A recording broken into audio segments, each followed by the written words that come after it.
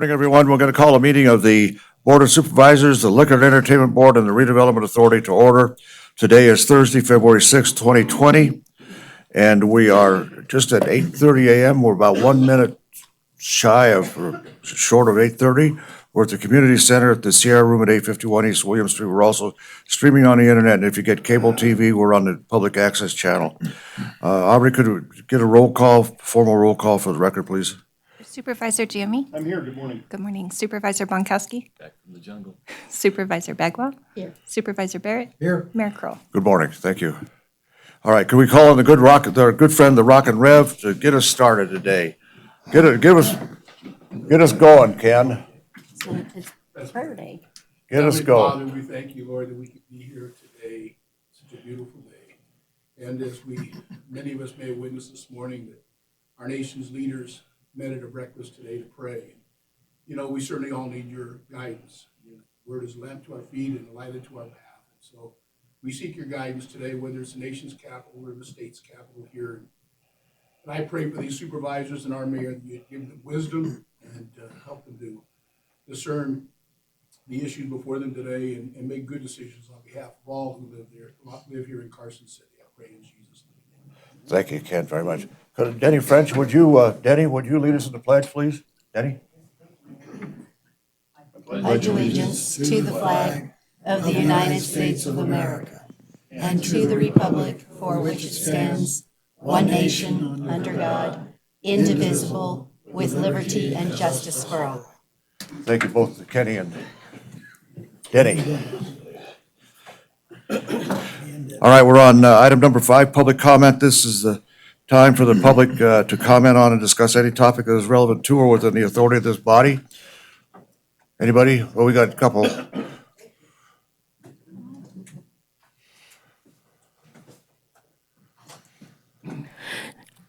Denny French, Carson City, Nevada. Mayor, Board, thank you very much for this opportunity. I was at the Planning Commission meeting and a subject of cell tower was brought up, the one that's being put behind Burlington. And the studies that I've done, and I haven't done significant amount compared to what I'd like to do, but there is consideration of hazards, certain frequencies and such, and the fact that, I'm sorry, I've sort of lost my track. Is this 5G stuff? Yes, but You know, not, you're welcome to say whatever you want to say, Denny, but here's the deal. I read the statute, the law that was passed in last legislative session. The local government has no control over where they go or how they go. So, you know, that's really something that should be down the street down here. But go ahead, because I've read all the stuff too. perhaps to the government. But I would just like to suggest that making sure you know that they're not too close to children. And I know that you're not in a position to be able to regulate that. And the fact is that they're concerned about the regulations not being firm enough and not being set to the understandings of that possible hazard. So they're working on that. It's a matter that I think we should keep an eye on as a city because they're popping up all over the place. And I also am concerned about 2 properties, the property at Lampa Ranch and Anderson Ranch being fit for this consideration of development. You all know my feelings about open spaces, so I won't go there, but my consideration was related to an article from the Reno Gazette that suggests that Reno and other places that I've checked out are considering requiring an individual requiring to sign a binding self-responsibility contract, freeing the city of potential liabilities. The cases in the Nevada Supreme Court with Reno and the Swan area and others have me concerned that we as a city may be the fallback on any litigation.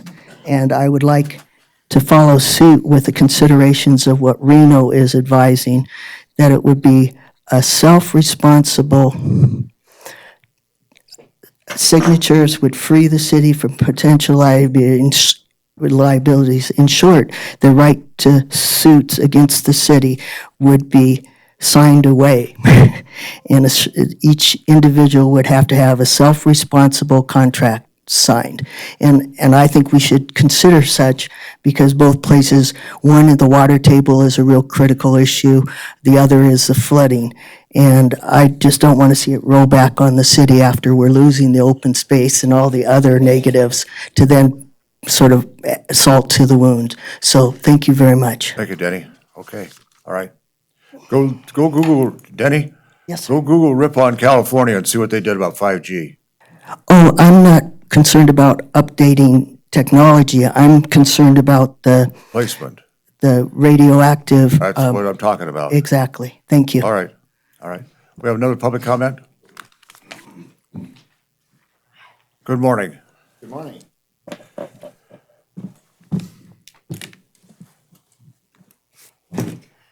Give us your names for the record and then push the button on the mic. There you go, it'll be green at the bottom there. Okay, my name is Reed Kaiser, and this is my wife, Joanna, and thank you, Mayor Hi, Reed. and Supervisors, for allowing us to talk to you today. Yeah, well, I think we've all read your letter.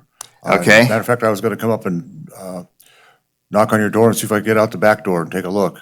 Sure. But, and I understand you were meeting with Mr. Schultz back there. Yeah, I met with Darren and the city engineer on Monday. Right. And they're working on a solution, and we appreciate them coming out and working on a solution. And our biggest concern is that when we received the notice back in June, the notice says that the planned development was located at Norfolk Drive. We live on Derby Court, and so this notice is incorrect. The notice says Norfolk. We're not on Norfolk. We're on Derby Court. And also the notice says it's north of the Long Ranch Estates development. Well, we're in the development, and the structure is 36 feet behind our place. It's not north of development. If we would have known the structure was going to be placed 36 feet behind our fence line, and it was going to be 8 feet above the top of the fence, we would have made an issue about it. And since the notice that we received from the city did not give us proper notice, we didn't comment on it. I'm fine with the water line. I'm fine with the structure going back there. We just don't want it placed so close to our fence line that we don't have any view. If you notice our property line, we don't have any evergreens on the back of our property line because we like the view. We get to see the Virginia City range. We see deer, occasionally we see a bear, and we've even had bobcats in our backyard chasing our cats around, but that's the life you live when you live up there. Well, if they're still alive, doing all right. They are still they're alive. still alive. They're doing good. So that's our biggest concern. And also, I'll have the district attorney talk, it's probably the wrong way to say it, we'll have the district attorney take a look at that notice and see, I don't know, but we'll just have them take a look, because if we've noticed it wrong, we'll see what we can do about that. okay. I don't know what exactly we can do about it. My understanding, Reed, is that, that water line, they don't really have any other place to put that thing, the booster pump, because of the engineering side of stuff. But I'll ask the deputy district attorney to take a look at the notice. And Mayor, one other thing is, I retired from the state from NDOT for 29, I worked for NDOT for 29 years, and so now I work at an engineering firm up in Reno. And we have 3 engineers in our office, and what they do 24/7 throughout the year is they map FEMA floodplains. And so the firm I work for is very familiar working with FEMA floodplains. And they do this all over the western United States. And so we're very knowledgeable in when you work into a FEMA floodplain, yes, you have to remodel the water when you build a fill out into that plain. But it's not, they don't say no, okay? They allow you to build in the floodplain as long as it doesn't affect property owners in the area. And if they were to build a fill, say 10 feet out from this area here, it's not that hard to do to change the FEMA floodplain maps. I mean, the guys in my office, they pulled it up in 2 minutes. my house and what the FEMA floodplains were. So the engineering behind it is not that difficult. Okay, all right. I'm getting different conflicting viewpoints on that, but for the purpose of this hearing today, I'll take yours, Okay, thanks. all right? And Every time again, I've had to deal with FEMA in my prior life, it was 2 years. yeah, But I mean, maybe things have changed and maybe things are moving along a little faster these days, but anytime on development, I retired a fair amount of time ago, but every time somebody says, go to FEMA and get this map changed, I just groan. yeah, But anyway, I appreciate the fact that, maybe they are speeding up. I understand that we can have Darren come up here, the city and, the public works director come up. But I understand it's not just there's a FEMA issue, I think, and there's also an engineering issue on where that booster pump is placed, along the line. right. Okay. Yep, and again, there's plenty of area to build this structure, just not 36 feet behind our fence line blocking our view. So I think I'll be quiet. You don't want to hear me ramble. You want to hear my wife. She's a lot So I more- don't need to read my whole letter for public comment? No, you don't. If you're welcome to do that, but we've all read the letter. Yeah. Very well written. Well, I love literacy. I'm a teacher. It's my number one Good for love. you. But one of the things that I wanted to comment about, because normally as a teacher in Carson City, when I'm in this room, it's for something celebratory. Like a couple weeks ago, National Board, I'm one of the National Board Certified Teachers in Carson, and it's always celebratory. So for me coming here to complain about something, I'm 51, I have never complained about anything in Carson City. I love it here. We moved here in 1973 when my dad, John Hancock, became the city Is that planner. your dad? That's my dad, John Where and is Jane. your dad? What? What- He's about 81. Yeah? They live over by Fritch. So did we talk to him about FEMA maps? Yeah, he would be good too. Everybody know who John Since you know my Hancock was? dad, It's city not the- planner, one of the original founders of RCI, and then he went off and was a architect in town until he retired. He's the best. He's wonderful. And I think But- sometimes he's one of the ones who signed the Declaration of Independence. Yes, John exactly, Hancock. I got it. exactly. But I've been a Carson City resident since I was a kindergartner. And I teach, like I said in the letter, at the same school where I went to kindergarten, Gleason, because I'm actually now one of the trainers for the district and work at all schools, which I love. But one of the things that I always tell my students is to treat others the way you want to be treated. And in this situation, when our notification was when I'm getting ready for bed getting ready for the day, and I look out the window and I see an excavator right behind my house, and I'm like, Reed, there's something going on behind our house. And to find out that that was our notification, because the original notification in June didn't say anything about it being under court. The arrow where the location was not directly behind our house. And when we bought our home 21 years ago, we paid that extra, in those days, $5,000 for the premium lot because we had unobstructed views and nothing was going to be built behind us. And the other thing that breaks my heart about treating others the way you want to be treated, if you even look at that community where we live, speaking of open space, there's open space everywhere. And this, if the city builds this behind our house, it is the only permanent structure built behind a home in that community, which breaks my heart. Because to me, it goes against the character of why we bought in that community. And to have our home be the only home where the property value is decreased because we have this huge structure the size of a small home right behind our house, with the notification being the excavator last Thursday. That was a little hard for me to take as someone who loves Carson and loves what Carson City does. I love the development that we're doing. I love the new on Washington, because I'm a runner. I run all over the west side all the time. And I love that beautiful sidewalk you put in with it's just beautiful. I've never had a complaint about Carson City. But to be a private homeowner, and our next door neighbor, when they had to build a structure, they had to get our signed approval because it was above the fence line, and it was not as big as 800 square feet. But I'm actually just shocked. I'm shocked that this could happen in Carson City. Okay, I got it. frankly, we try and keep track of those notices pretty carefully, but, I'd have Darren come up here and talk about, join you, but I'm worried about violating the open meeting law, because. Okay. I mean, otherwise, if we start discussing and deliberating on that issue, that's a violation, because it's technically under public comment, not on an agenda item, but that's why, otherwise I'd have him come up here. But the direction is, we're gonna ask the DA, to take a look at the public notice, and then we'll see where we go. Okay, thank you so much. You bet. Thanks, Mayor. Thank you. Thanks, Thank you for all you Supervisors. do. That's, if you see somebody out there walking around that open space there, that's probably me, so. Yeah, I love it. I don't go right behind our house now because it makes me too sad. I don't want to start crying. But All right. I walk all the other spots. All right, Thank you. all right. Any other public comment? Anybody?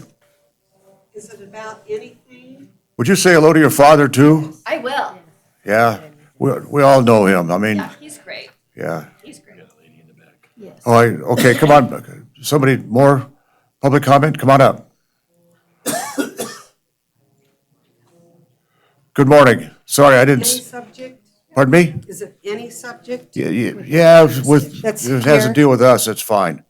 Okay, 23B, We're gonna pull 23B, and that's gonna go back to the planning commission. and why? You wanna answer that?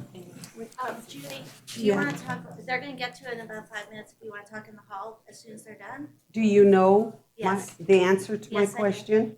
Do you want me to? Sure, go ahead. Am I not? Hope, I'm going to answer your question, Judy. Oh, Hope Sullivan, Planning Manager. 23A, I believe it is, or 23D. B as in boy, sorry. Tahoe Western Asphalt, there's an appeal of the Planning Commission's decision to the Board of Supervisors. When the Board of Supervisors considers an appeal, they must restrict themselves to the record that was created at the Planning Commission. Since the Planning Commission meeting, the staff has obtained new information and the applicant has put forward new information that the board would not be allowed to consider in considering the appeal. So we've asked the board to refer it back to the Planning Commission. We'd like to schedule that for the February Planning Commission if that's where the board takes it, so that the Planning Commission can deliberate with this new information before it. Then if there's an appeal, the board will know that the Planning Commission had the full set of information as opposed to a partial set. All right, did you Thank you. understand that? So that means we can't say anything. Well, you could say it if you want, this is public comment, but the actual issue is gonna come up, I think, No, it's going back to the planning well, I gotta have a commission. vote to do that, I don't know, Supposed to end here, well, it probably will at some point in time. because the asphalt is killing a lot of people in our track. Now, if we understand he's put something there to stop the smell, that's great. But what about the ashes? That's is horrible, and our children are getting those ashes in, they can't go out and play. Judy, they're going to take up the item. When they take it up is when you come up and talk to them. This is when you talk about stuff that's not on the agenda, okay? This is just being put off by everybody. Stay. We've gone to the planning commission so many times, no one seems to care. that we're being voted. So I'm a little new at this. I'm involved in this too, Sure. up on Mount House. So how do we find out? So at the planning commission is when we find out what the new information is that he's, Sure. and we can find otherwise, out what you he know, installed for the smell? Because I know with winter, you can't do a lot of Don't wanna get too asphalting. much, let's do this. I'm happy to. But meet when you do in we- the hall real quick. We're gonna, just Okay. hang, Yeah, just this is sit really tight serious for a for minute, us. and I'll We call got you a up when we're notice that ready we to go. thought at 8:30 And for the we were lady in the talking back, we'll about do the this, same so. thing, all right? All right, we're on, minutes of January. Mayor, excuse me, Go. before we move forward, I'm also a resident in that same community. We got a letter in the mail that said that at 8:30 this morning that we will be discussing and possible action regarding the appeal. So is that not actually going to be happening today? Not. Today? It's not going to be happening today, where this letter says at 8:30 a.m. We're gonna discuss it, and we're gonna move it back to the planning commission. Wait 5 minutes, it'll come up. Oh, okay. Just give us 5 minutes. Okay, all right. We'll get everybody have a chance here, all right. All right, everybody had a chance to read the minutes of January 2nd? Okay, motion's in order. Move to approve the minutes of the Carson City Board of Supervisors for January 2nd, 2019 is presented. There's a motion and it's Excuse me, that should be January 2nd, 2020. 2020. If we can, so let me change my motion. I move to correct the minutes of the Carson City Board of Supervisors for January 2nd, 2020, correcting the date on the header as presented, or with that correction. There's a motion and a second. Everybody understand the motion? All in favor signify by saying aye. Aye. Opposed, nay. Carried. Okay. Now let's, on the agenda, city manager, we want to put 23B. I think we'll take that up right now. If we could do that, board, are you okay if we take that up? After the Let's go to the consent. consent agenda first, and then we'll take that up. All right. Let's take without objection, then we'll take the agenda as adopted unless there's somebody who wants something pulled. Anybody? I don't see anybody. Okay, so we'll move to the consent agenda. Everybody had a chance to think about the consent agenda? Go. Motion's in order. I move to approve the consent agenda as published. Okay. There's a motion and a second on the motion. Discussion. Hearing and seeing none. All in favor signify by saying aye. Aye. Opposed, nay. Carried. Okay, now, it's my understanding that there's an issue with respect to 23B, not just in terms of whether or not we have all the information here, or the planning commission's had all the information before it to make a reasoned decision. There's also a request for the council for Tahoe to move this up so we could hear it earlier, so unless there's an objection, board, let's take up item 23B now. Go. Thank you, Mr. Mayor. Hope Sullivan, Planning Manager. On November 19th, 2019, the Planning Commission conducted a public hearing for a one-year review of Tahoe Western Asphalt special use permit for an asphalt plant and aggregate crushing facility to determine the adequacy of the conditions of approval vis-a-vis the findings of fact. After taking public testimony, the Planning Commission modified the conditions of approval. The business operator is appealing the Planning Commission's decision. When the Board of Supervisors considers an appeal, you limit yourself to the record that was created at the Planning Commission. Since the Planning Commission meeting, new information has come to light. Specifically, I have had the opportunity with Ben Johnson to tour a facility in Fernley and meet with NDEP staff based on what I discovered in Fernley to discuss alternative approaches to addressing the odors that are being generated from this facility. Additionally, the business operator, whose attorney is present today, is in discussions with NDEP regarding additional equipment. We would like to present this new information to the Planning Commission, and therefore we're requesting the matter be referred back to the Planning Commission. I do want to add this by no means diminishes the comments that we've received or the action of the Planning Commission. I think the Planning Commission made a really responsible took a responsible action based on the set of data in front of it. I just think it's fair to put forward the complete data set in front of the Planning Commission. And we do understand that the folks in Mound House are very concerned about this. And should you refer this back to the Planning Commission, notices will go out today and it will go to their February meeting. Okay. Thank you. All right, let's see if we can move like this. Want to give us your name, please, and then I don't know that we're going to get into a long discussion, but let me see how this goes. Just give us your name and who you represent, and then the question to you is, are you okay with this going back to the Planning Commission? Good morning, Board and Mayor. Thank you. My name is Jeremy Clark. I represent Tahoe Western Asphalt, and we are in full agreement with Ms. Sullivan's recommendation, the Planning Commission's recommendation today. And I would just like to say on behalf of Tahoe Western Asphalt that the company is very aware of the complaints and is taking steps to mitigate the odors and wants to really live in harmony with the community members, with its neighbors. So we've got some plans in the works that are going to eliminate the odors and the concerns. So we just need time to implement those, but it is our top priority at this point. All right. Now we'll take some public comment. Let's do it like this. Board, are we okay with referring this back to the Planning Commission? Want to do that? Are we going to hear from people? Well, I'm going to put a motion out on the floor and then not vote on it, but then we're going to hear from the people. So I would anticipate that the motion would be to refer this back to the planning commission to take additional evidence. And then we'll hear from we can hear comments, and then we'll see where it goes from there. But, okay, let's do it. I move to refer this matter back to the Planning Commission based on new information that has become available since the Planning Commission's action on November 19th, 2019. Is there a second to that? Second for There's a discussion. second for discussion. Okay. Everybody understand that motion? Public comment? It's going back to the planning. Yeah, because they didn't have this information in front of them. So that's what this motion would do. Now, anybody want to speak to that motion? Come on up if you do.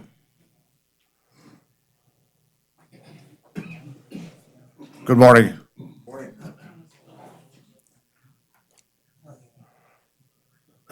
Guess I pressed the button. I don't. This one. Yeah, there you are. I'm Bob Lucas. You hear me? I can. Okay, I'm Bob Lucas. I'm one of the Mound House residents and has been putting up with this guy for a long time. Now, I don't know how much information that you people have actually gotten from the Planning Commission's decision that they made a couple of months ago, but I'm going to tell you that we were out of town last week, and one of our neighbors, she's here today, he hasn't done anything. This guy is long on promise and short on keeping him. He says anything and has his lawyer say anything that's going to keep him in business. The guy does not care. Picture this. How would you like to, on the west side, how would you like to be sitting in your backyard in the summertime, having a barbecue with your friends, relatives, grandkids, and all of a sudden that garbage he spews out of those stacks comes right down on top of you. You're choking and running inside the house, and if your barbecue is uncovered, your food is ruined. We're tired of it. We are basically tired of it. This guy is not going to keep any promise that he makes, and I don't care what his lawyer says. His lawyer is being paid to say what he's being paid to say. This guy does not care. And we're tired of it at Mound House. We really are. You can't leave your windows open in the daytime. You can't leave your windows open at night because this guy runs all hours of the night, early in the morning, and he doesn't care. And we're tired of it. And I know you guys don't know because you don't have to breathe this garbage in, and your family doesn't have to breathe this garbage in. We're tired of breathing it in. I would like to see him comply, but none of us, there were 75 of us on the petition that came to the Planning Commission, we're tired of it. And I don't know, you guys, what you guys need to do is come over in our neighborhood while he's burning that garbage, and then maybe you'll have a different opinion, but I don't know what else to say. I think our next step, because we were under the impression that only you guys could pull this special use permit. Couldn't do what? I didn't understand that. Only we could do. The special use permit that he has, that only you guys can revoke that. Now, if he's got new information, according to one of the neighbors we talked to, we've been out of town for the last week. He was burning that garbage last week, smelling everything. So if he's got new equipment in there, That's my question. he definitely is not using it.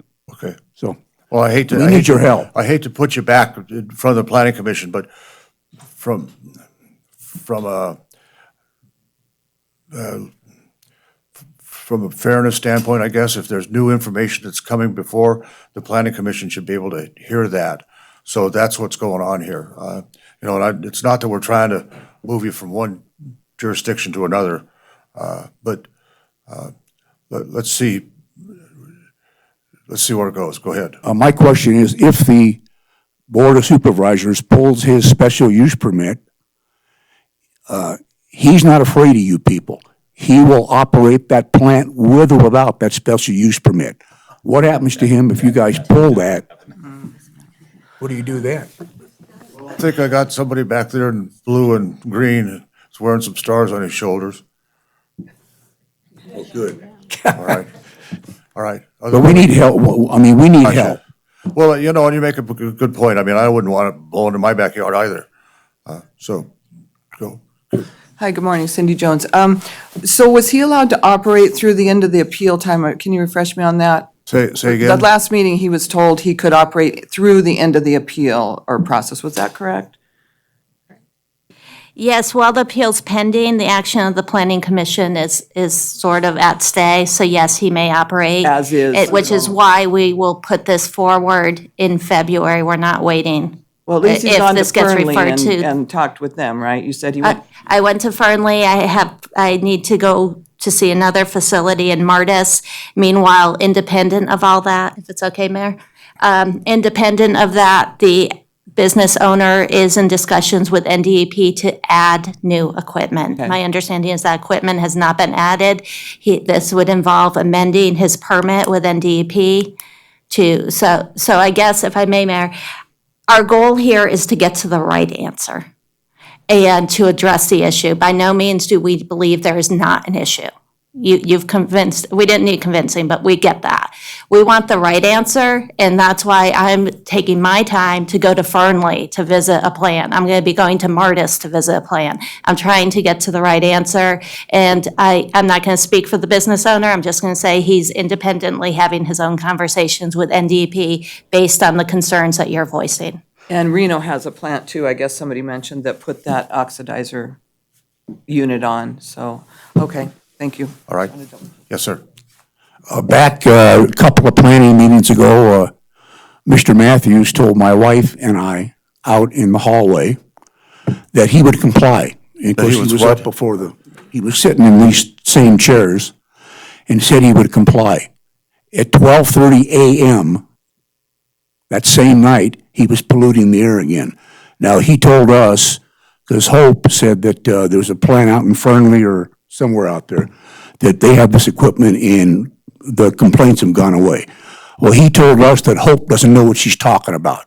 He said the equipment's $1 million and it doesn't work. That's what he told us.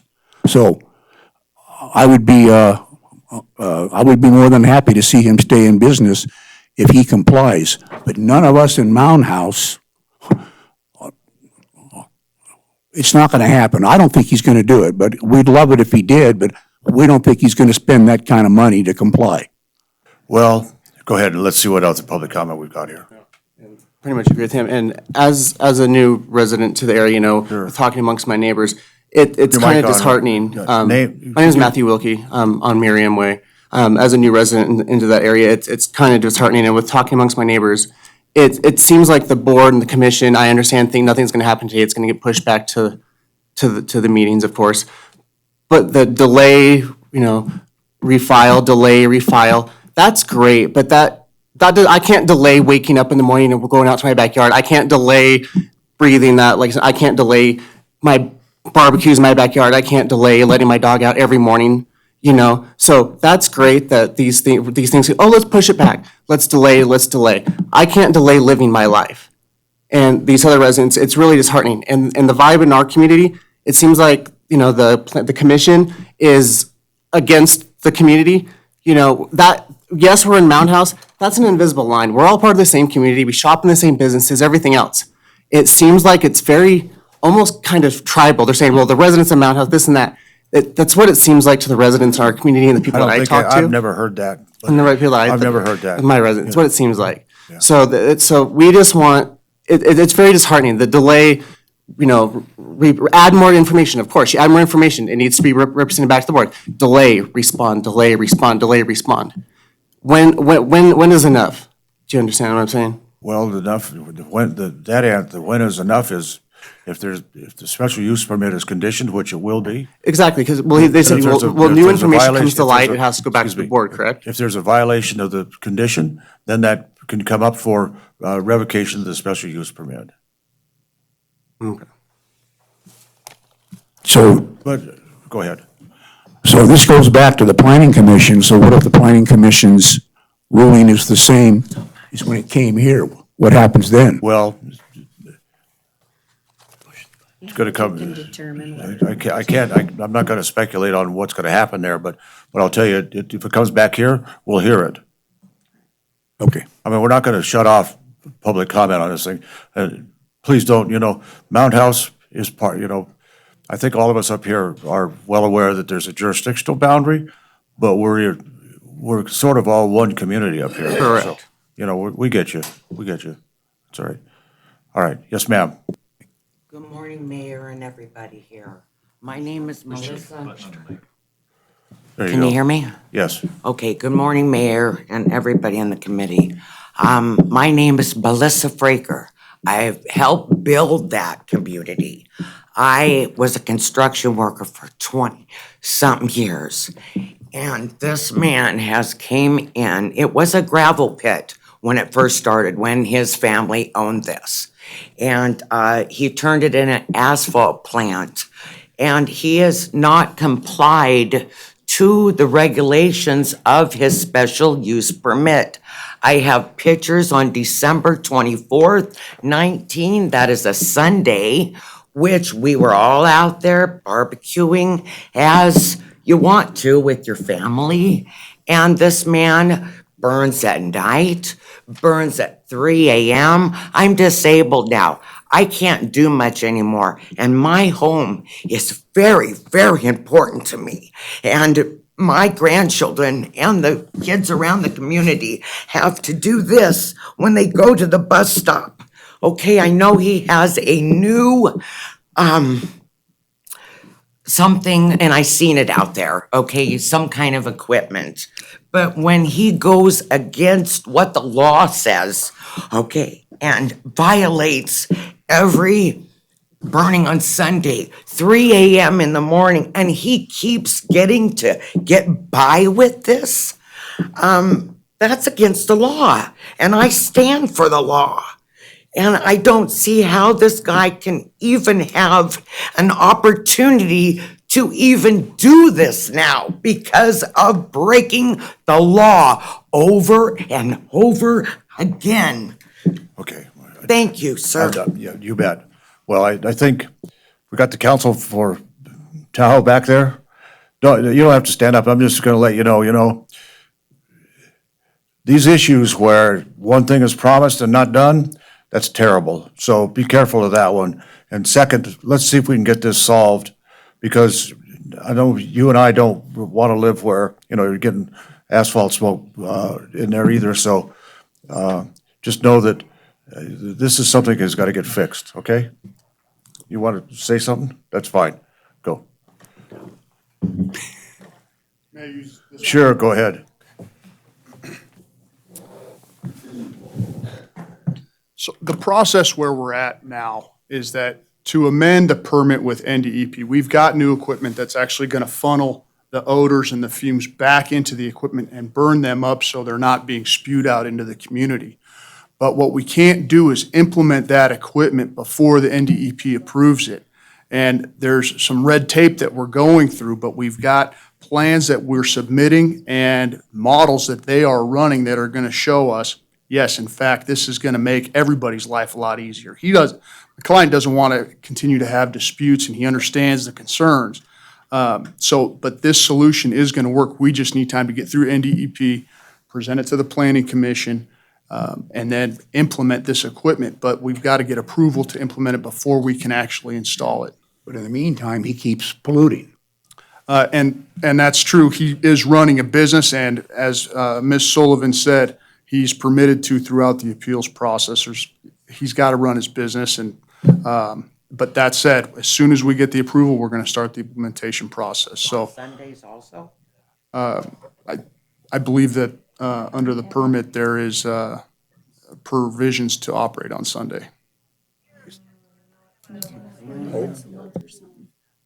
Mr. Mayor, these are issues that I think are appropriate in front of the Planning Commission. Also, for the benefit of the record and the benefit of the board, I'd like you to know that the Planning Commission has taken the first step in the revocation process. They are taking this very seriously. This appeal and the consideration of an amendment to the special use permit is happening in parallel to the consideration of revocation. So in terms of hours of operation, new equipment, implementation, those are the very things I'd like to bring forward to the Planning Commission. Thank you. Okay, all right, I got two questions up here. I don't know who was first, but Brad or the chief? Go, Brad. Hope, do you have the list of proposed new equipment? And when you talk to the operator at Fernley, the other plants that you may visit, do you have the ability to ask them their thoughts on that equipment so that you have an understanding of whether or not this is a potential solution. Correct. That's the very intent of these visits. And what I actually have discovered, to give everyone a coming attraction, is the RTO, or the regenerative thermal oxidizer, given the operation over at the Tahoe Western Asphalt, is probably not the right answer. The right answer is probably a carbon filter. It's these carbon pellets, and that's what they're using in Martis up in the Tahoe Basin. So I'll see that facility.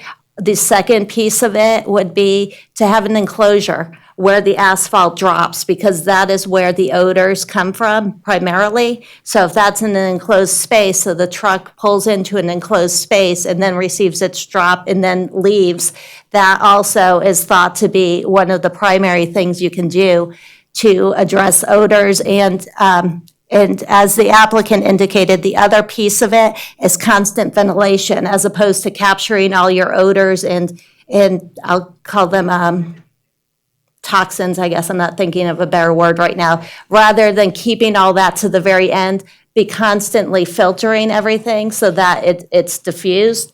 So am I an expert on this? Absolutely not. Am I trying to understand it as best I can to give the Planning Commission the chance to make the best decision? That's exactly what I'm trying to do. And so I'm talking to outside experts on this. I have been in touch with NDEP. I've sat with them. I've talked through these very items with them. And they feel like what I just said to you makes sense and could be a very viable solution. They didn't realize the RTO wasn't the best option, given that this particular plant doesn't stay hot all the time. They take it down, they bring it up, they take it down, they bring it up. An RTO system is more for a plant that stays hot constantly, which is what the situation is in Fernley. RTO means what? I'm sorry, a regenerative thermal oxidizer. So this is the conversation that I'd like to have with the Planning Commission. Now, independent of all that, the applicant is having their own conversations with NDEP about new equipment. So what needs to happen is I'll sit with the applicant. The applicant and I may not agree at the Planning Commission, in fairness. I don't know that they'll agree to the enclosure where the drop is. But that's going to be my recommendation to the Planning Commission based on the information I have right now. I hope that answered the question. Chief?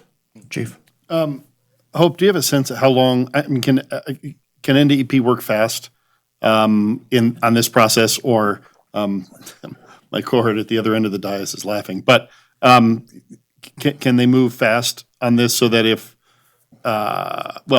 so that the information can be at the Planning Commission, or do you think that's not a realistic possibility? I think there are two roles NDEP is playing. And first, I do need to say that the business is in compliance with NDEP.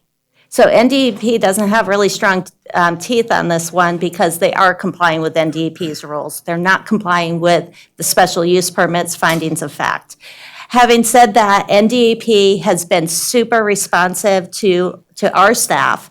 I can get a meeting with them, and they bring in a lot of people to the meeting. I mean, it's not just one person. And they want this solved too, because they're getting the calls.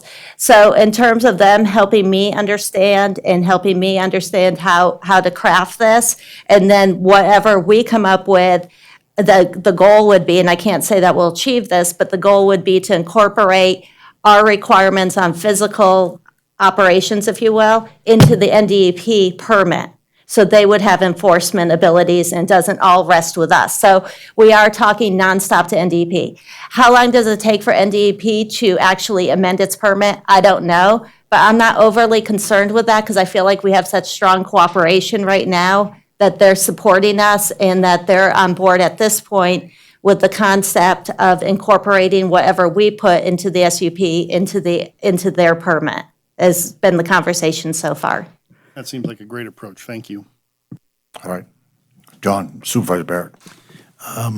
I just want people to know that I was laughing because it's well known up here that I don't have a lot of respect for state governments, having covered them as a newspaper man for many years.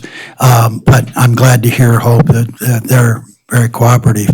My concern is I'm hearing from these folks that their opinion is that your client, I'll speak with the attorney, is not following the laws of the special use permit. And that concerns me. Have these folks complained to our authorities since it's in our jurisdiction? And what can be done about that? This is being handled on a multi-pronged perspective, and I appreciate you addressed your question to the attorney. I'll just answer what we as an agency are doing. First of all, our staff is blind to the boundary. We by no means are treating this any differently because the complaints or the concerns are across the county line. We don't care about that. We care about somebody operating consistent with the findings of fact for a special use permit. Our code enforcement officers have been out when they receive calls, and they have been pursuing code enforcement. The Planning Commission, as I've already alluded to, is taking this very seriously. If you had a chance to watch their tape, you saw them. They made some modifications, I think it was October 2018. There was a request to modify the hours of operation.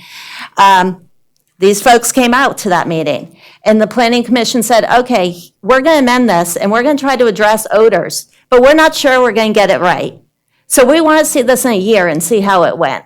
It came back a year later. That was November 2019. The Planning Commission said, we're not certain we got it right, and we're hearing you're violating your hours. And they said, we want to revoke this. We said, you can't do it. It's not on the agenda.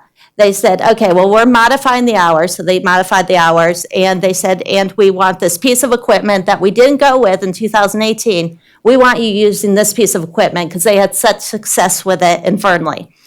And that, I didn't make up this piece of equipment. NDEP directed me to the Fernley operation where it was a huge success. And I talked to the city manager in Fernley about it. That's the appeal before you.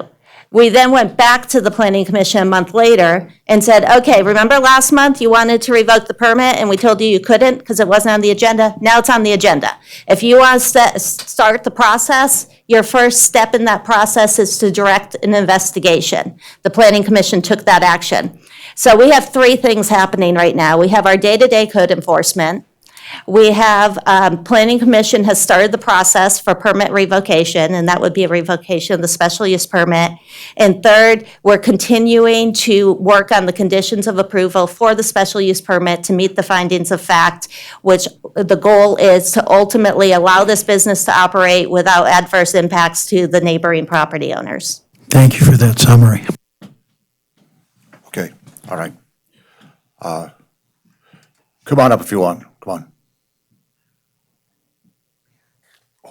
Thank you very much. I'll go back.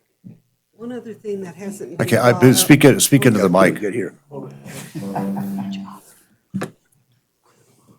One other thing that hasn't been brought up here, he had a fire.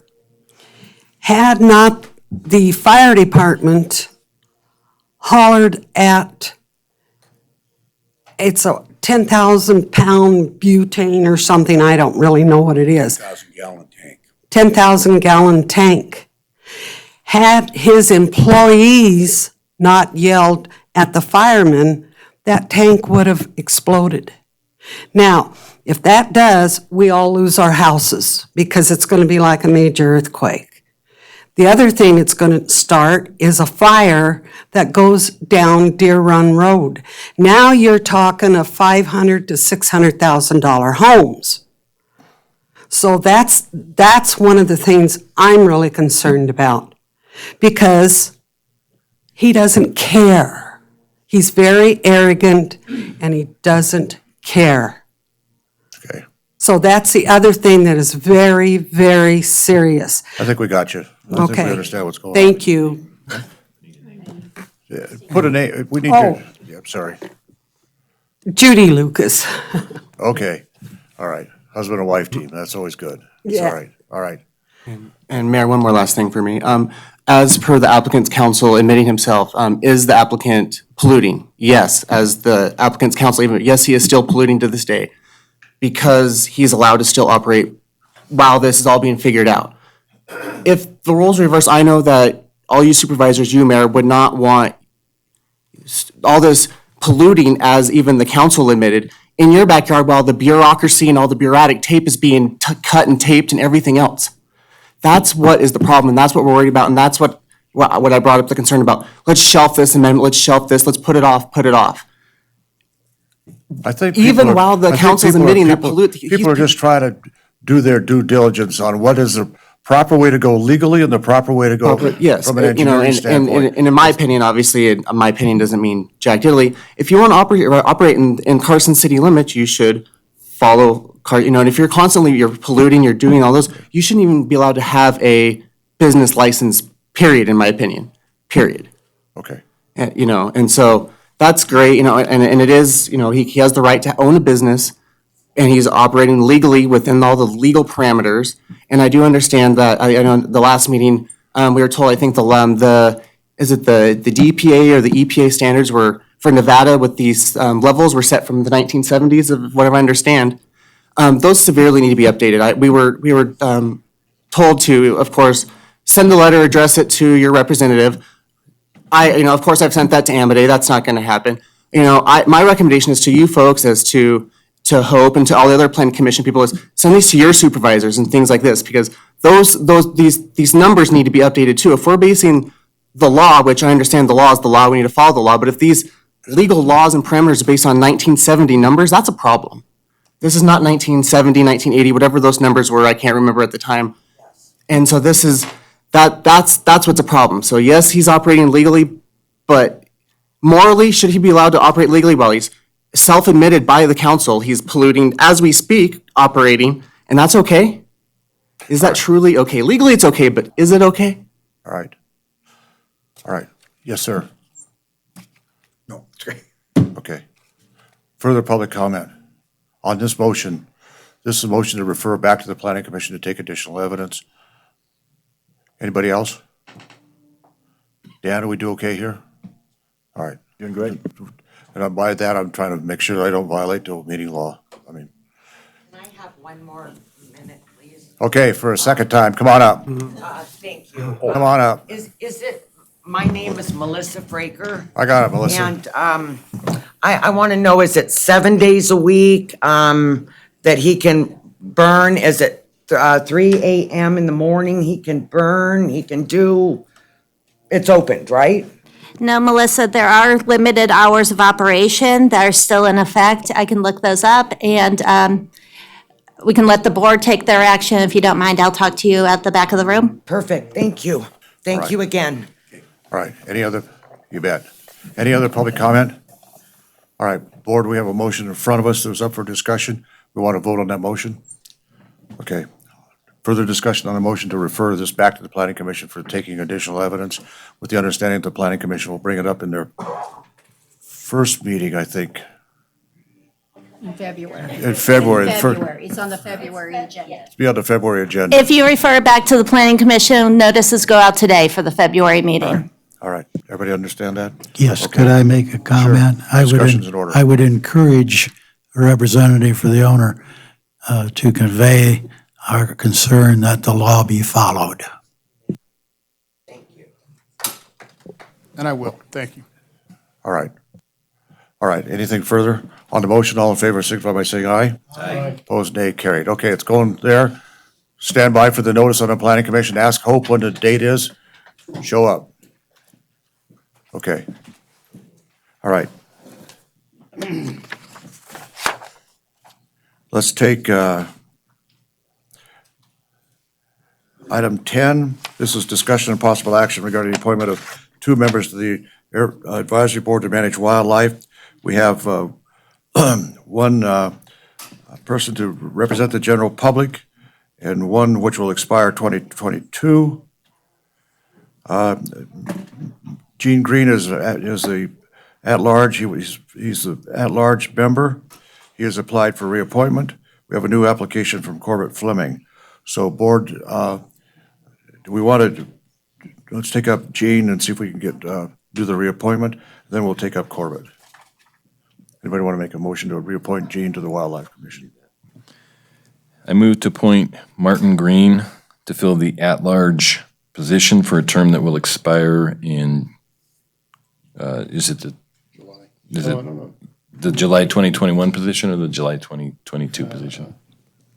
July 2022. July 2022 position. Okay. Second. There's a motion, second on a motion, discussion, hearing and seeing none, all in favor, signify by saying aye. Aye. Opposed, nay. Welcome back on the board there, Gene. You can come say anything if you want.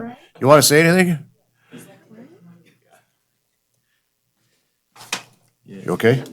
Just on question, I thought, are these two-year appointments? And if I'm looking at Mr. Green's, it said that it ended July 31, 2019. So I believe he's the 2021 appointment for the 2-year. And the new person would be, 3. are they 3? They're, Yeah, 3 years. they're 3-year Green is on. Green is on. Green is on. Green, there. Gene Green, for the record, Mayor and Supervisors. They're 3-year Partial term. appointments, but there was some mix-up in July, Oh, you had a part, okay. and this is kind of catching up on stuff. Okay, because we had an expiration. And that was the reason for that. And then we had another member who's now working for the city. He's your range manager now, who had to resign because he can't have both positions. Thank you. And I just wanted to say it's been a true pleasure to be on this board. It's something that's very important to me. And I wanted to let you guys know this next couple of years is going to be kind of excitement, and you're probably going to hear a lot more about stuff. Over this last year, we've had a tremendous upsurge in sightings of bear and mountain lions and things like that. There aren't that many more bear and mountain lions. They are increasing, but not by very much. But because everybody has Ring doorbells and stuff now, they've all of a sudden discovered all these animals they didn't know were there all along. So we're getting calls all the time, and I'm sure you guys will too. Ask them if they've got a new doorbell with a camera in it. And that's one of the reasons. Thank you. The bears are using the doorbell these days? Many of them have motion detectors. Yeah. And I their gotcha. lights come on, and they never noticed the lights coming on in the past, but now they got a camera, so they look at the video, and they, oh geez, I had a bear in the yard. And, yeah. Got it. And they've been there all along, they just didn't make any noise, they're very quiet, unless they knock your trash can over. Okay, Gene, thanks for serving in your community, and thanks for serving on the board. Are you going to Tonopah Jim Butler Days? You and your son? I was talking to Ryan this morning about it, and it's still up in the air. Okay. Still, he's got so many things going on, and I actually have another thing I'm supposed to be at in California at the same time. I prefer going to Tonopah. Okay. I love Jim Butler Days. It's great down there. All right. Thanks, Gene. All right. Corbett, come on up.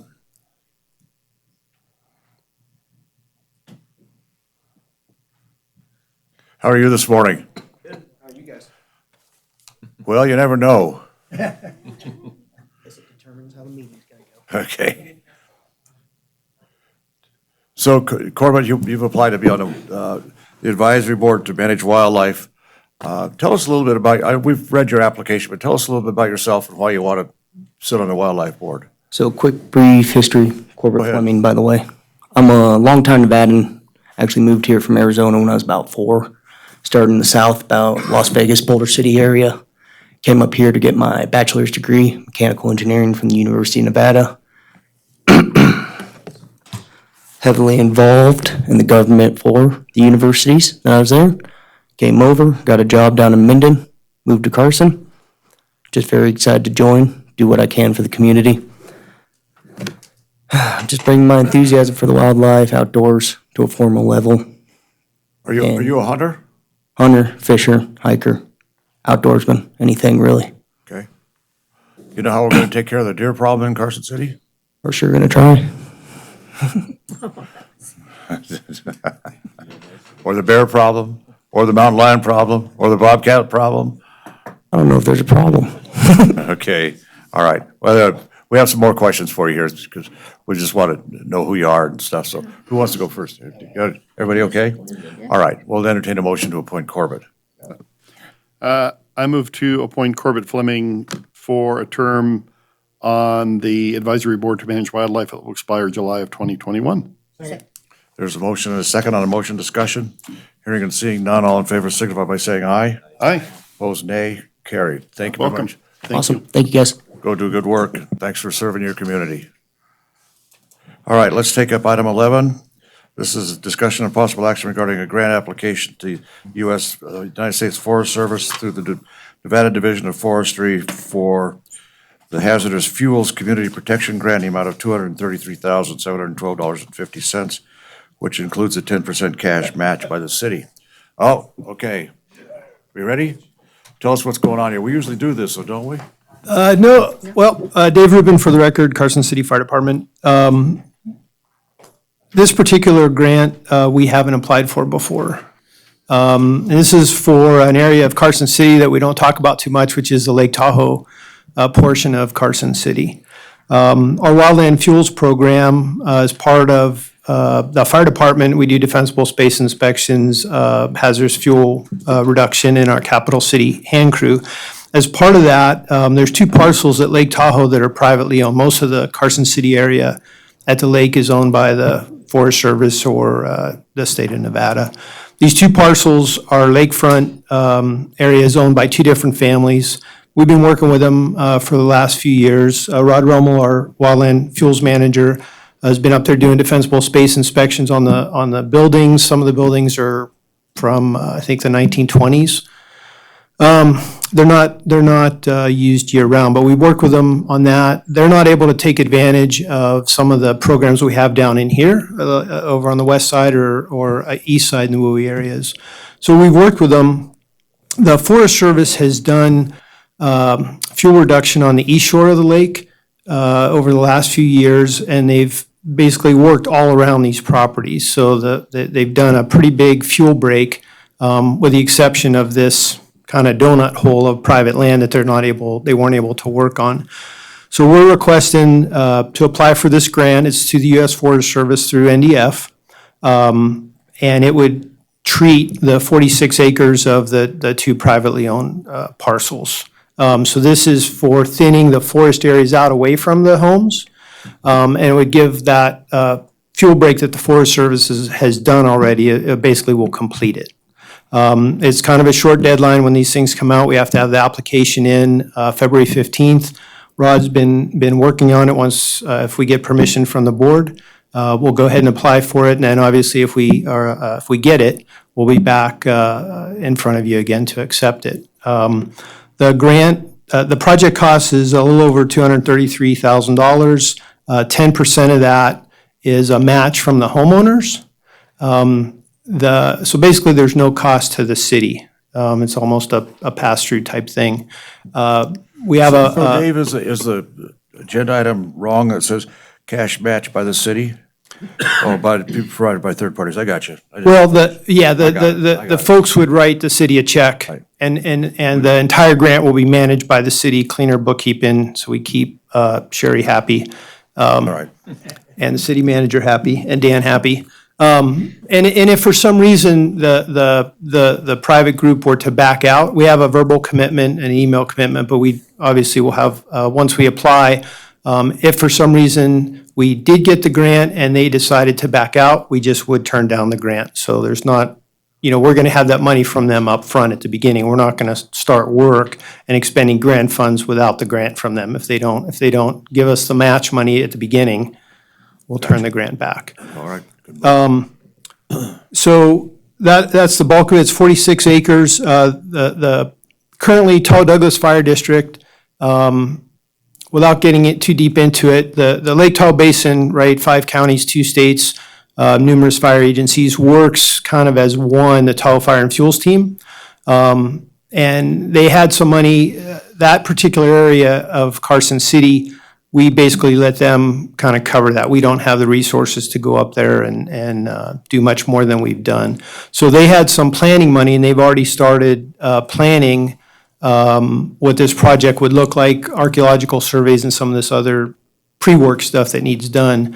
They had some grant money, so they started that. So that would be done, and just, whenever some money would show up, we could implement the project. What this is for. Most of the work would be done with mechanical mastication And then steep areas or sensitive areas, stream environment zones would be done by hand crews, primarily the Tahoe Douglas hand crew. We would probably have our hand crew up there a little bit, but most of the work would be done by the folks up at the lake. All right. Questions of the board? When were those homes built up there? I mean, I know the sheds you said in the early 1900s. There's a clubhouse that I want to say was built in the late 20s. You know, the two different properties are managed very differently. The one that has the clubhouse from the 20s is basically left pretty primitive. It kind of almost looks like a primitive Forest Service or state campground. They have some cooking areas and tent areas.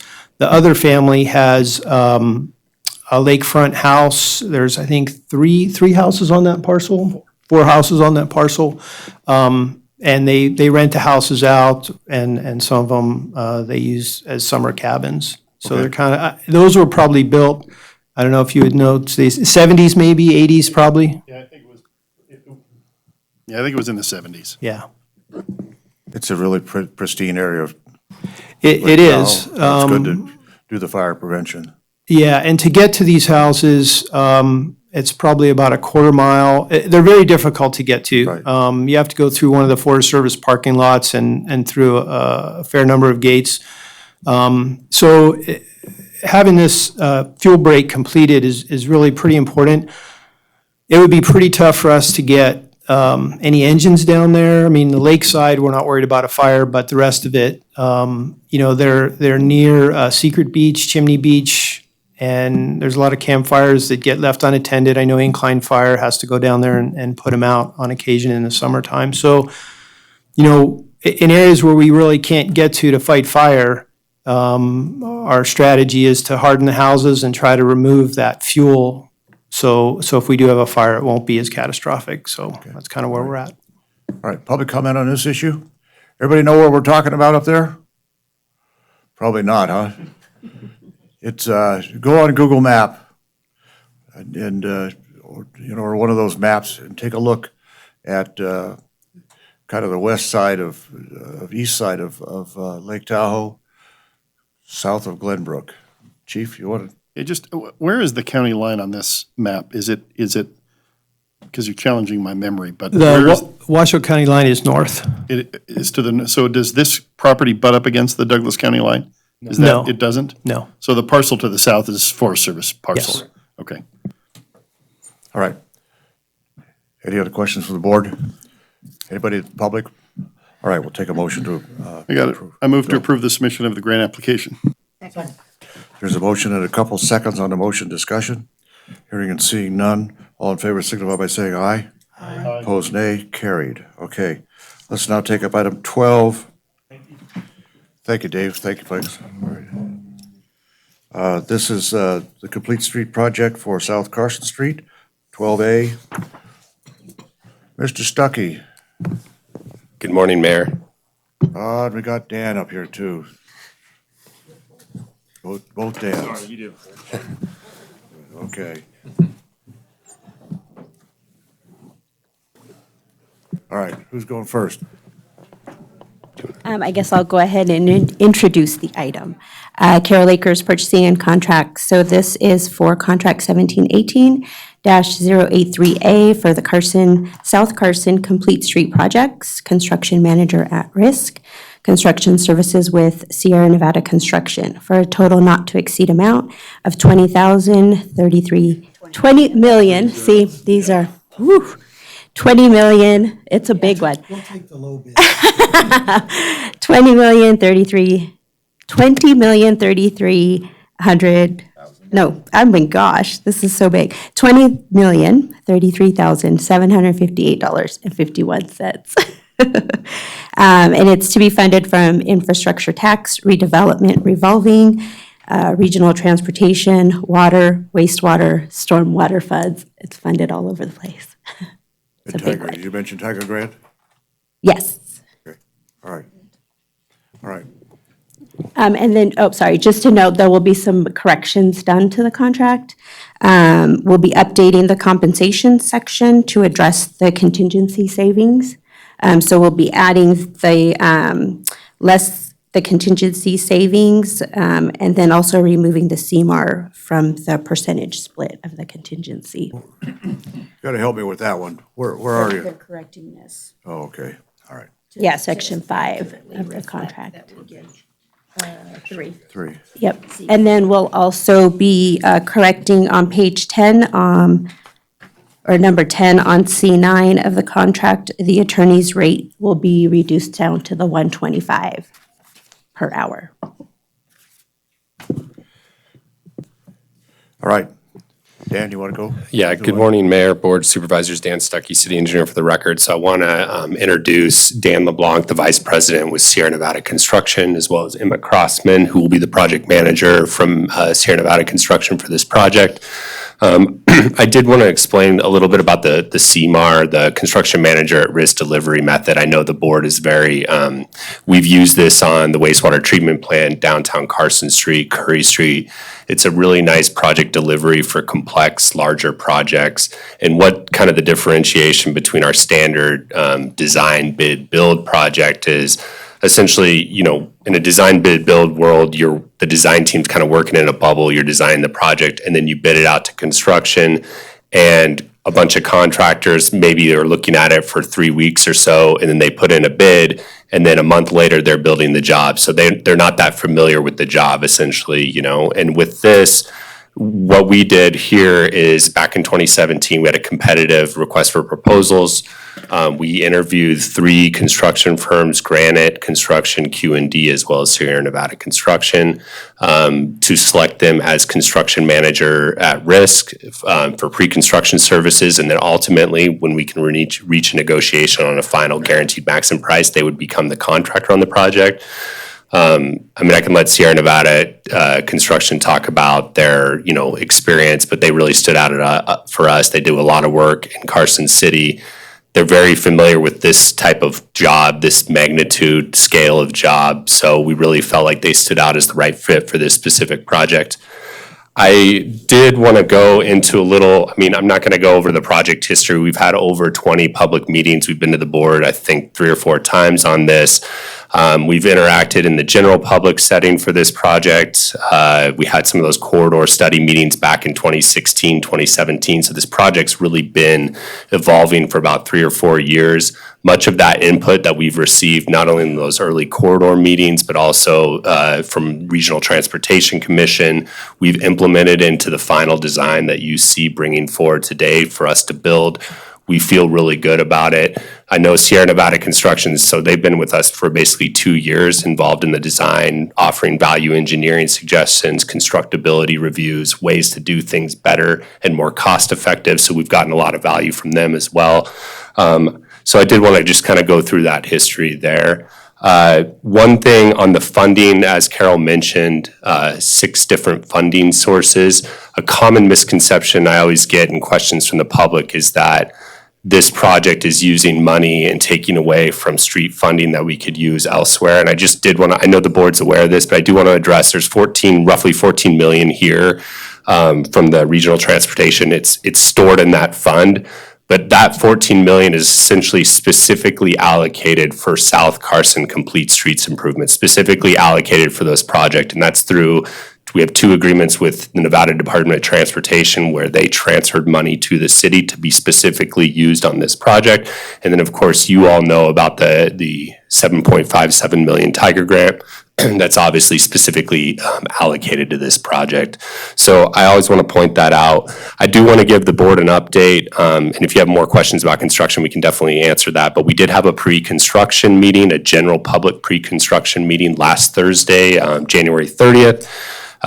There's probably, I would say, about 50 people in attendance. We held it in this room, and that was an opportunity to kind of allow S&C to talk about what the construction impacts will look like, where we intend to have detours, some of those details. We also had a question and answer session at the end, as well as staff stayed after, so people that wanted to talk specifically about, you know, an area of interest for them or their business could come up and meet with the staff, and more importantly with S&C, and discuss, you know, any concerns that they may have. So I did want to point that out. The construction schedule, if approved today, you would start to see mobilizing some light, maybe some survey work in late February. Early March is really when this project would get going, heavy construction. And then essentially the concrete work, roadway paving, all of that would be substantially complete by the end of the year. SNC is very aware of Nevada Day restrictions, so that 5th to Stewart section along the parade will be done and open for Nevada Day. I do want to point that out. But we do intend to have some landscaping happen between January, April timeframe of 2021 to finish up the project. So I do want to point that out. Carol addressed the revisions that you had, so I think that's all I wanted to discuss with you, and we'd be happy if you want to ask questions of SNC or of myself, we'd be happy to answer them. Any questions of the panel here? Go, Stacy. Then we'll go this way. The last design approval we did was a 90% design. Were we going to get the 100% design, or is that 100? I'll let you answer instead of me. No, that's good. So the way we treat this project, similar to how we've done some of ours, other projects, is the Regional Transportation Commission is kind of like the design technical review board that we go to. We did go through 90% with them. 30, 60, 90 progression at RTC, and RTC did have some questions, and they wanted us to come back not only to address the questions that they had at 90%, but also the questions from the Board of Supervisors as well as RAC. So we did come back, I don't know the timing of it, probably a month or two after we had the 90% meeting, and we basically went through all those comments that we collected and basically had said, not all of them were addressed, but we had good justification of why they weren't.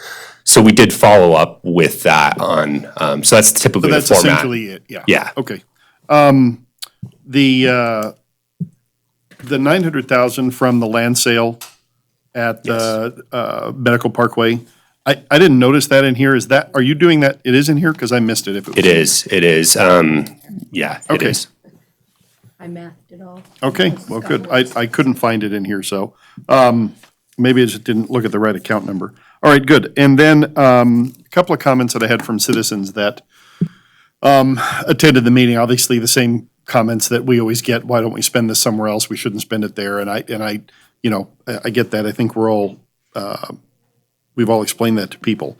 One was the use of Curry Street that they expressed concerns on. Are we extensively using Curry Street? Are we keeping lanes open in each direction? And do you have concerns about that? Yeah, so S&C, if they want to talk more, I'll kind of give the general traffic control summary. We intend to keep one lane in each direction south of Fairview with the center turn lane throughout the whole project. Okay. And obviously S&C will try to open as much stuff as they can as they go, but that's kind of the standard that you would expect. North of Stewart, between Stewart and 5th, we intend to have one lane in each direction. There likely will not be a center turn lane during construction just because that's a little tighter of a corridor up there. The roundabout construction, I know we brought this to RTC, but we went back and forth, and this is another value of the CMAR process, is we could sit down with S&C and be like, what's the best way to build this roundabout without making it the most efficient, least disruptive to public. We looked at multiple options, and we felt like either we could kind of move traffic around and limit places and have that happen over a 16-week period, or we could just get in there, close kind of that intersection essentially, and do it in about 6 to 8 weeks. And so that's what we're looking at here. Now, when that roundabout closes, there'll be a northbound lane that's sweeping right. People can still come up from Fairview and use that northbound lane to go to Stewart, but they cannot go through that intersection during that 6 to 8 week period. So then we need a detour, and the primary detour would be Roop. So Fairview to Roop to 5th, there's some other options, but that'd be the primary detour. But we did want to offer a secondary detour, Curry Street, because people are going to find these detours, as they are. So those are what we're looking for as the detour options. So the Curry detour, if people chose to use that, would be from Road Street all the way to, I guess, 5th or 10th or whatever. Yeah, up there. Okay. Okay. But that's not the primary one? And the only reason I suggest that is because we know Curry Street between like the Shell station and 10th is pretty narrow, heavily traveled, lot of street parking. And you know, you can't stop people from using it, but it's a concern I have, and it was a concern that was expressed to me by a couple of people. There's not a lot of room there, and I just envision a lot of traffic, especially if you have a truck or something, which, you know, we know happens.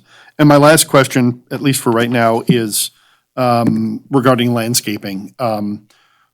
Two people that were at the meeting they had the impression, so I want to give you the opportunity to counter this, that the landscaping part of this was almost a throwaway thing.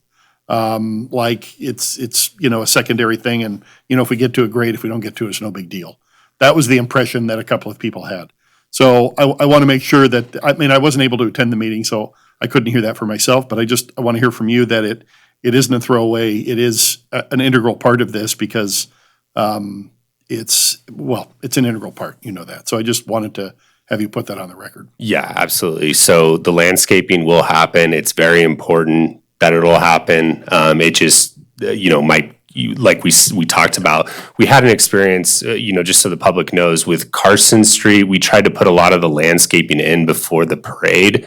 And we kind of learned from that experience that probably wasn't the best approach, because a lot of it got some of it got trampled, and we had to replace some plants. Well, and they don't live, sometimes if you plant them in the Exactly. middle of So that's the only reason, and I apologize if people thought I was trying to push it off as a secondary thing. It's a very important thing, and it'll be done. It just will happen probably. If we can do it earlier, we will, but it'll probably happen in that spring, early spring. Very good. Thank you.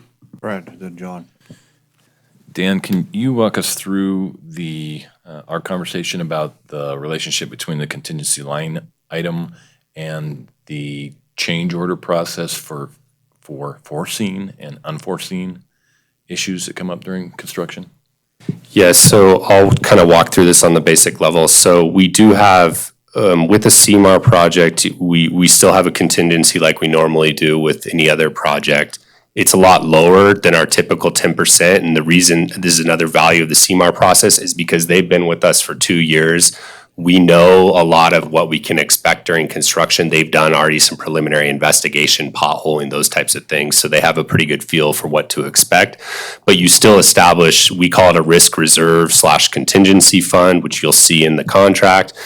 And basically, S&C, the city, as well as our independent cost estimator, which we hired for this project, we work on developing a risk register. And what that is essentially all these different risks that could happen during construction, and if they come true, how we handle them and what the cost we think to handle them will be. This could be like excessive groundwater when we're trenching, or unsuitable soil material that we need to bring in import. So those things are all addressed. S&C has input on that. So when those items come up during construction, which some of them definitely will, we have a method and methodology on how to address them, and we have a way we figure out costs and how that's going to work throughout it.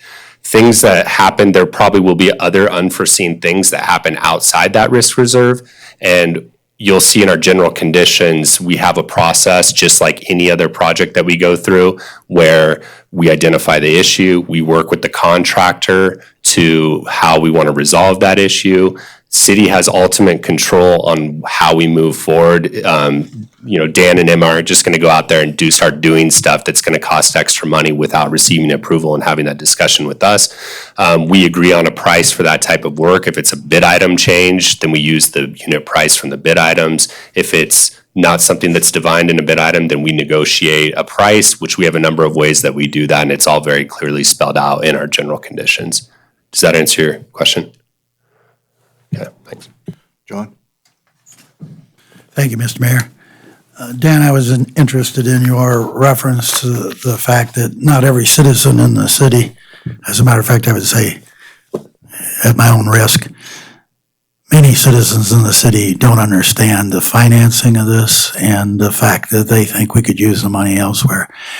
It's my understanding that $7 million was from the Tiger Grant, $5 million from the state, so we have the balance then of a $20 million project that we're picking up from our infrastructure, which is also only for these projects, that the downtown and then that's corridor and other corridors.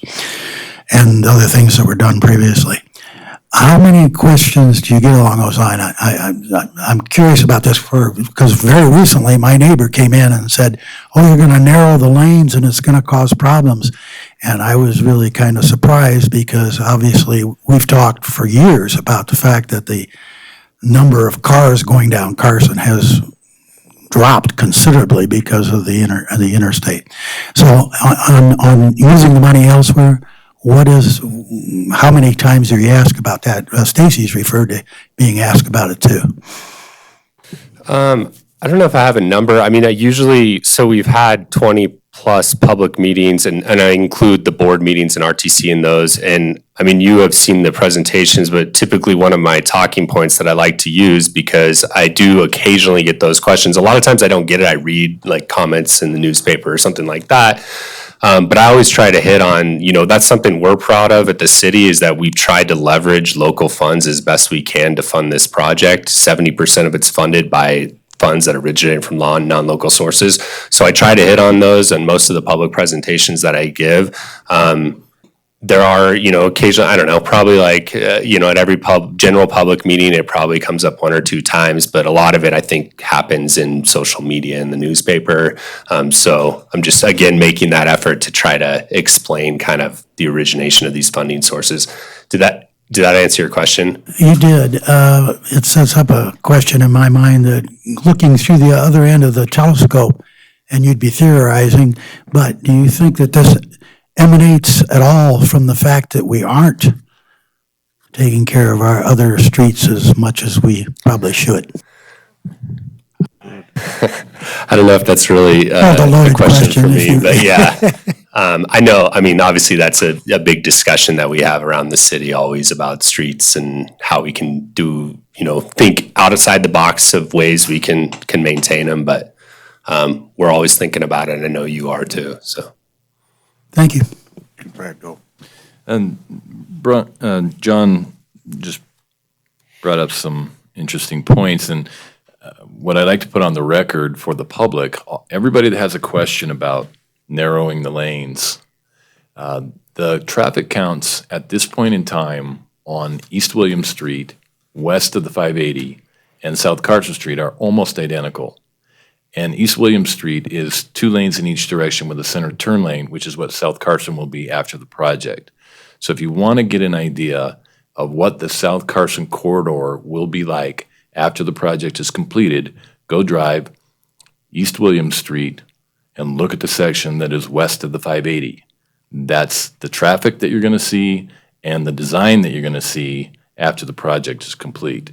So anybody that has any questions about it, there are no problems with traffic flow on East William Street. I live on the east side of town. I drive that corridor several times every day. There just aren't issues. But drive it for yourself and see for yourself. Are we going to be finished with construction from 5th to Fairview by the time Nevada Day rolls around?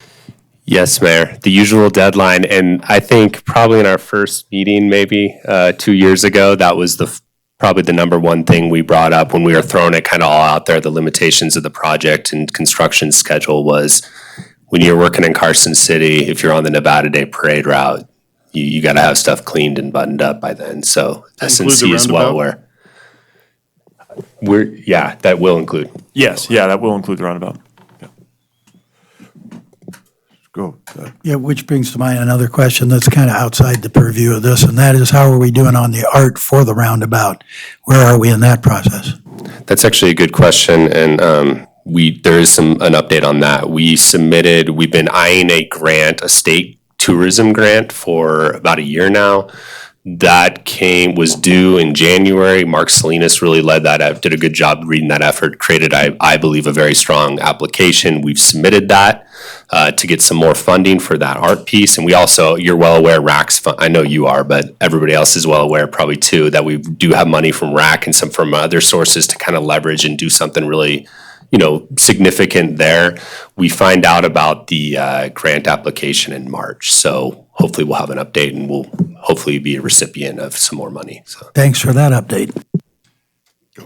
So just briefly, I think something that on this Complete Street project that has been lost for many is, can you talk about the wastewater treatment and flooding? What other benefits we're getting? Because I think often that's left out of the equation and everybody just is concentrating on a road project, but it really isn't just a road project. So if you could just, for the record, give us the benefits of what the residents are going to get from the project. Absolutely. I'm glad you mentioned that because as an engineer, I'm super excited about the stuff that happens below the ground because it's really important. It's not the sexy improvements, but it's important. So a significant investment in stormwater infrastructure, about 3.6 or something like that. We're going to have some pipes that are basically as tall as I am along that corridor to help alleviate some of the flooding and big events that happens in that whole corridor around there. Take some of it off the surface and put it in an underground storm drain system. And this all works together with those other projects that we have at the DMV that we completed, as well as one we're going to have at the NDOT maintenance yard and the linear ditch cleaning out and everything. All of that's going to work together. That's been on our master plan probably for a number of years. So we're really happy to get that.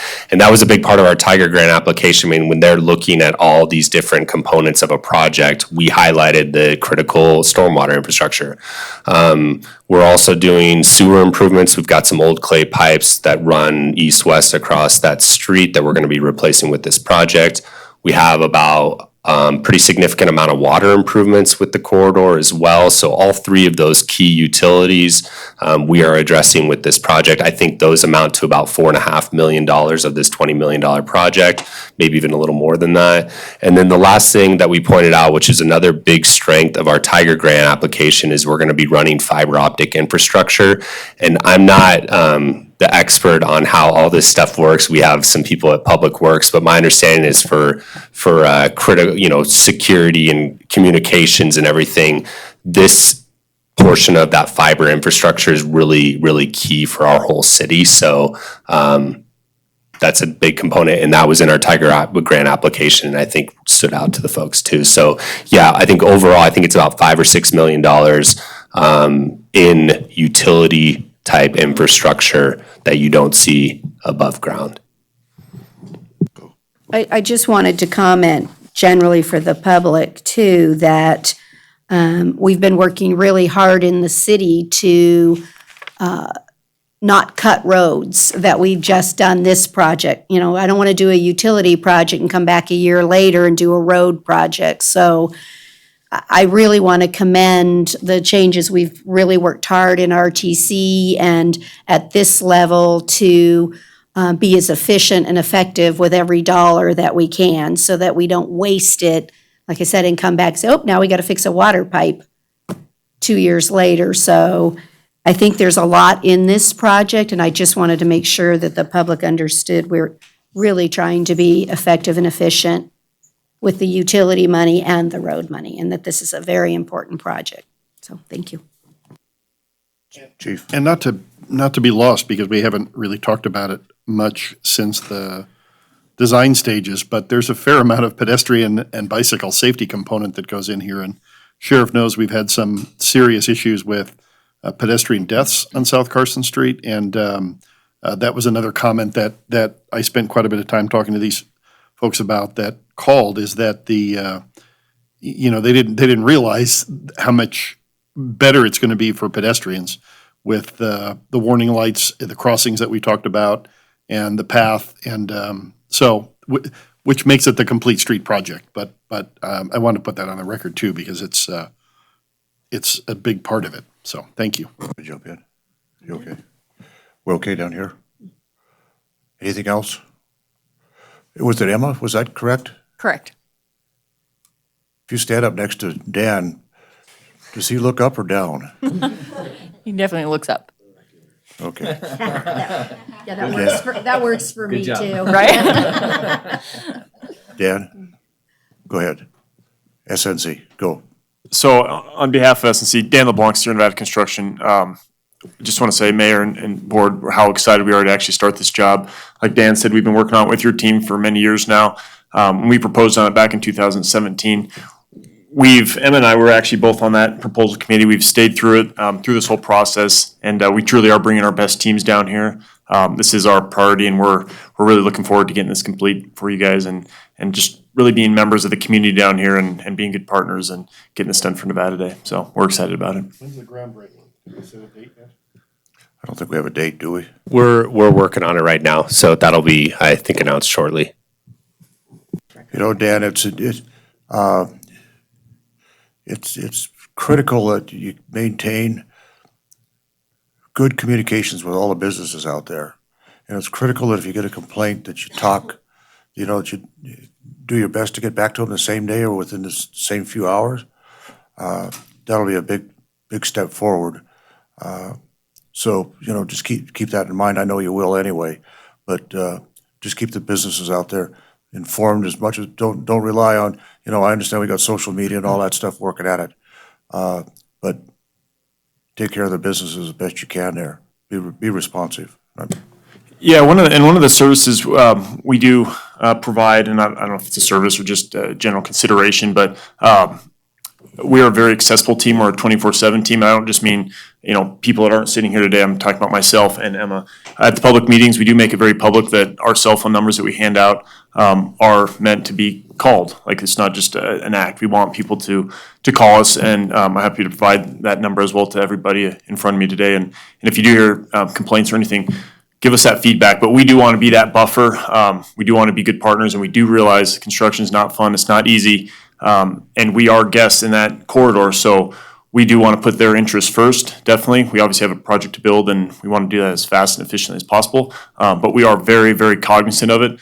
It's, definitely at the forefront of everything myself, Emma, and our team will be doing out there. Could you do me a favor and send your phone contact information, cell phone, to all of the members of the board? An email. Your email address and. Absolutely. Yeah, So we'll we know include where both that is. myself and Emma on there. All right. Emma, did you want to say anything? Come on.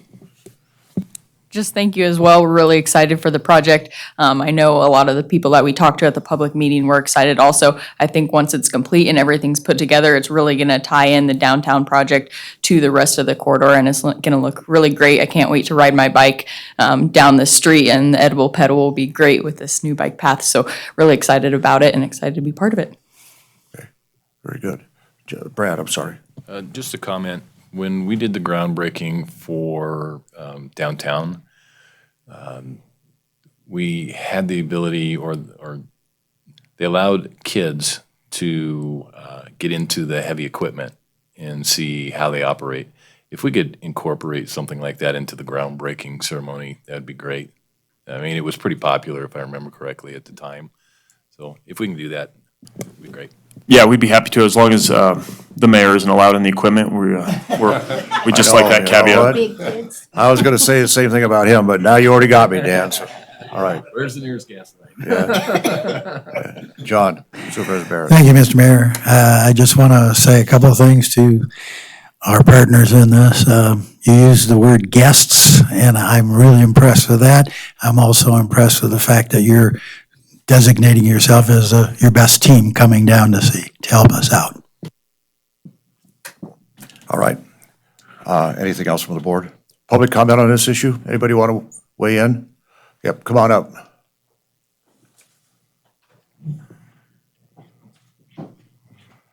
Good morning. Good morning. And your name? Julie Lindstrom. Hi, Julie. I just want to talk about the speed limit. I just want to Okay. find out some information about the speed limit. You want to talk about that, Dan? Too slow. We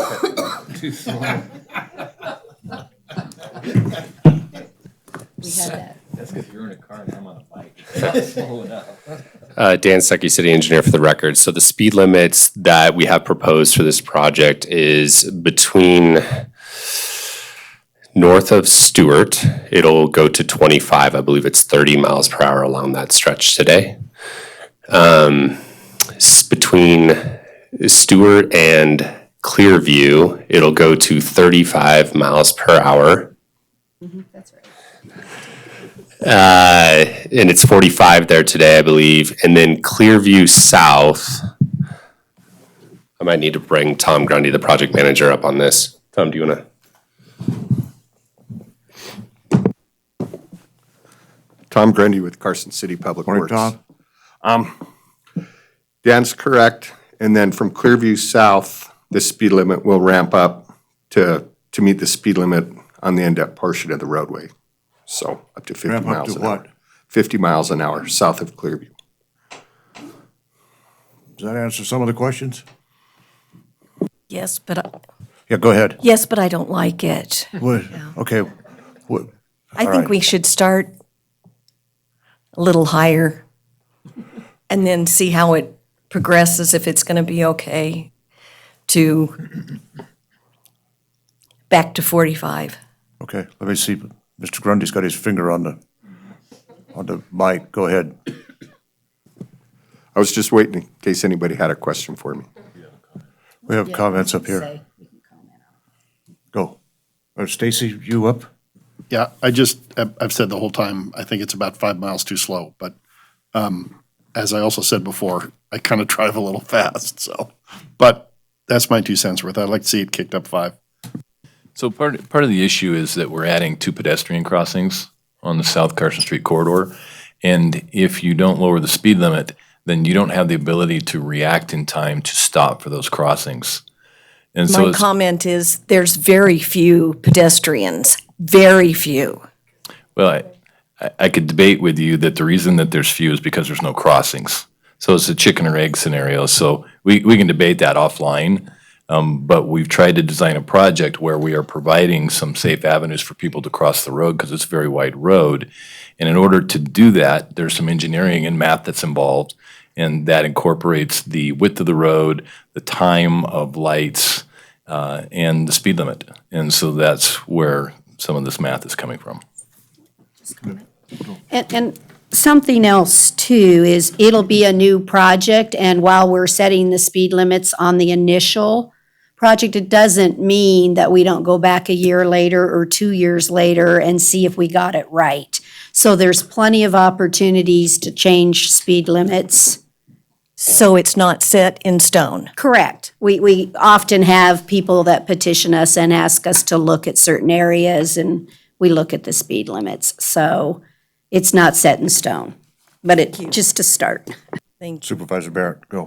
Yeah, this is government. Nothing's ever set in stone with government, but beyond that, Stacy and I, who are good friends, disagree on this, and I disagree with you. I think we're in a city, and we should actually slow down. So I'm kind of happy with all of this except from Clearview South. And I suppose we're stuck with what the state says down there, but my point is that we're in a city. There are bicyclists, there are people walking, but beyond that, there are signs everywhere. So somebody looks up and boom, you got yourself an accident looking for a place to happen. So I respect your opinion, but I disagree with it. Well, also, it's not a residential area, too. You're correct. Any other questions from the board up here? Any other public comment? Anybody? Okay, I think the answer to speed is we're gonna give it a try at one level. If it doesn't, not working out, or we think we can expand it, we'll take a look at that as well. Okay? I mean, sometimes, part of the Complete Street project process is, we always look at streets. I mean, I grew up this way. You look at streets as a place to go from A to B. The Complete Street process is designed to not just use a street as a conduit from A to B, but to actually use it as a vehicle to support local businesses between A and B. So, it's not just as I view it anyway, South Carson Street is not just a road to get travel, to get from, say, Fairview to Appian Way. I mean, there's more to it than that for a complete street. So, sometimes that's why the traffic is slowed down, is to make sure that, people, the businesses there that they have that people have the ability to get off that street easily and participate in the business that are on that street. So that's a complete street. You could, that's what it's all about. I mean, it's my 2 cents on it. So, but Okay. Well, we'll keep an eye on it, and I'm sure, you're welcome back here. Thank you. Yes, I encourage you to come back. Citizen involvement is even more important to me than the speed limit. You're welcome back here anytime, so, Thank you. all right. And you can reach us by email or whatever, but come on back here. We'd like to hear from you. That's all right. All right? Thank you. Okay. All right. Anybody else? We ready for a motion? I move to award the contract as amended. There's a motion and a second on the motion. Discussion? Hearing and seeing none, all in favor, signify by saying aye. Aye. Opposed, nay. Carried. Okay, thank you. Thanks to all the public here. All right, we're going to be in recess for about 10 minutes here, then we'll come back. All right.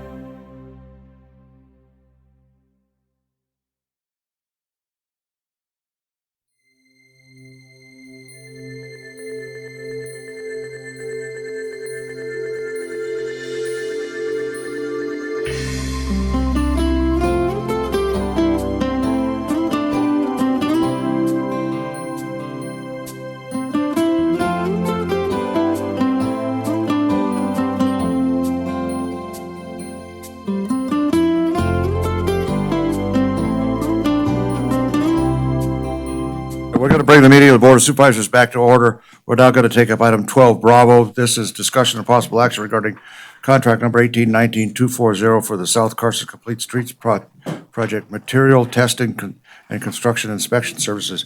Carol, this is $232,940 budgeted. Yes. Okay. Mr. Stuckey? And then just one little note also, there'll be a correction in the contract on page number 6, the number 5 compensation, the word 30 will be fixed. Okay. Say it again. The word 30 in the compensation written. All right. Dan Stuckey, City Engineer for the record. So just really quick on this, materials testing, we pretty much do this for every job that we have. We did do a competitive RFP for this. I don't remember how many proposals there were, but we did, an independent review committee, and CME really stood out. They have a lot of experience on this scale of project. We did some back and forth on the negotiation. We feel this is a good price. It is a larger dollar amount than what you typically would see for materials testing, but we're also talking about a $20 million project with a lot of paving, a lot of concrete work. So this is to ensure that basically the construction materials meet the project specifications. I did want to point out, we do have in the scope and fee, there is a line item for inspection services, a marathon inspector. And this is all a time and materials contract, but for that specific thing, that roundabout work, there might be some night work on that. And so to supplement our city staff, we have an option to use an inspector for that. And so this is something that we may or may not execute depending on how the project goes, but I did want to point that out. And that's all I have. If you have any questions, I'd be happy to answer. Board members, questions? Supervisor Barrett? Yeah, I didn't quite understand that last part. You're saying we may or might not use it.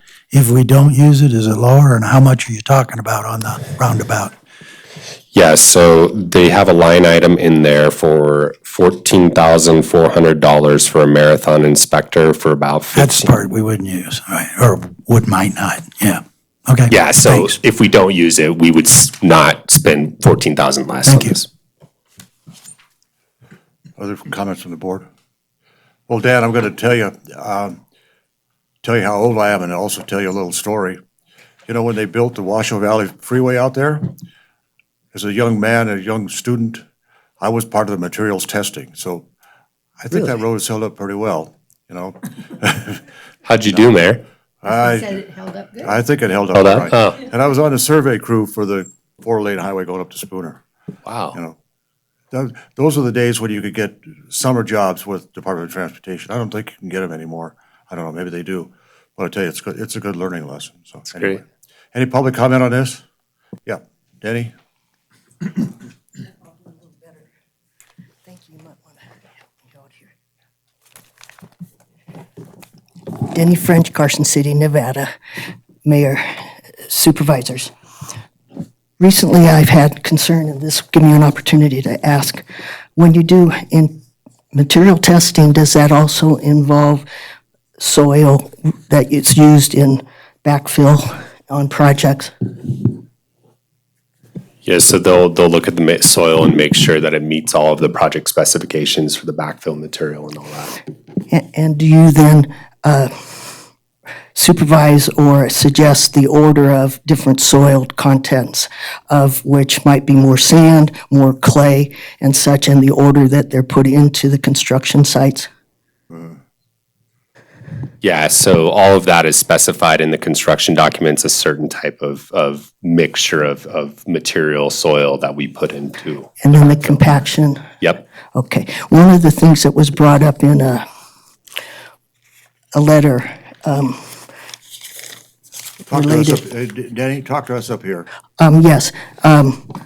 Shifting soil is a letter that was put into and I can't do letters in order, the magazine that's put out on a regular basis in the paper deals, suggesting that the order that soils are put into a construction site will help alleviate some of the sinking and different considerations that happen in the community. Where have they happened so far?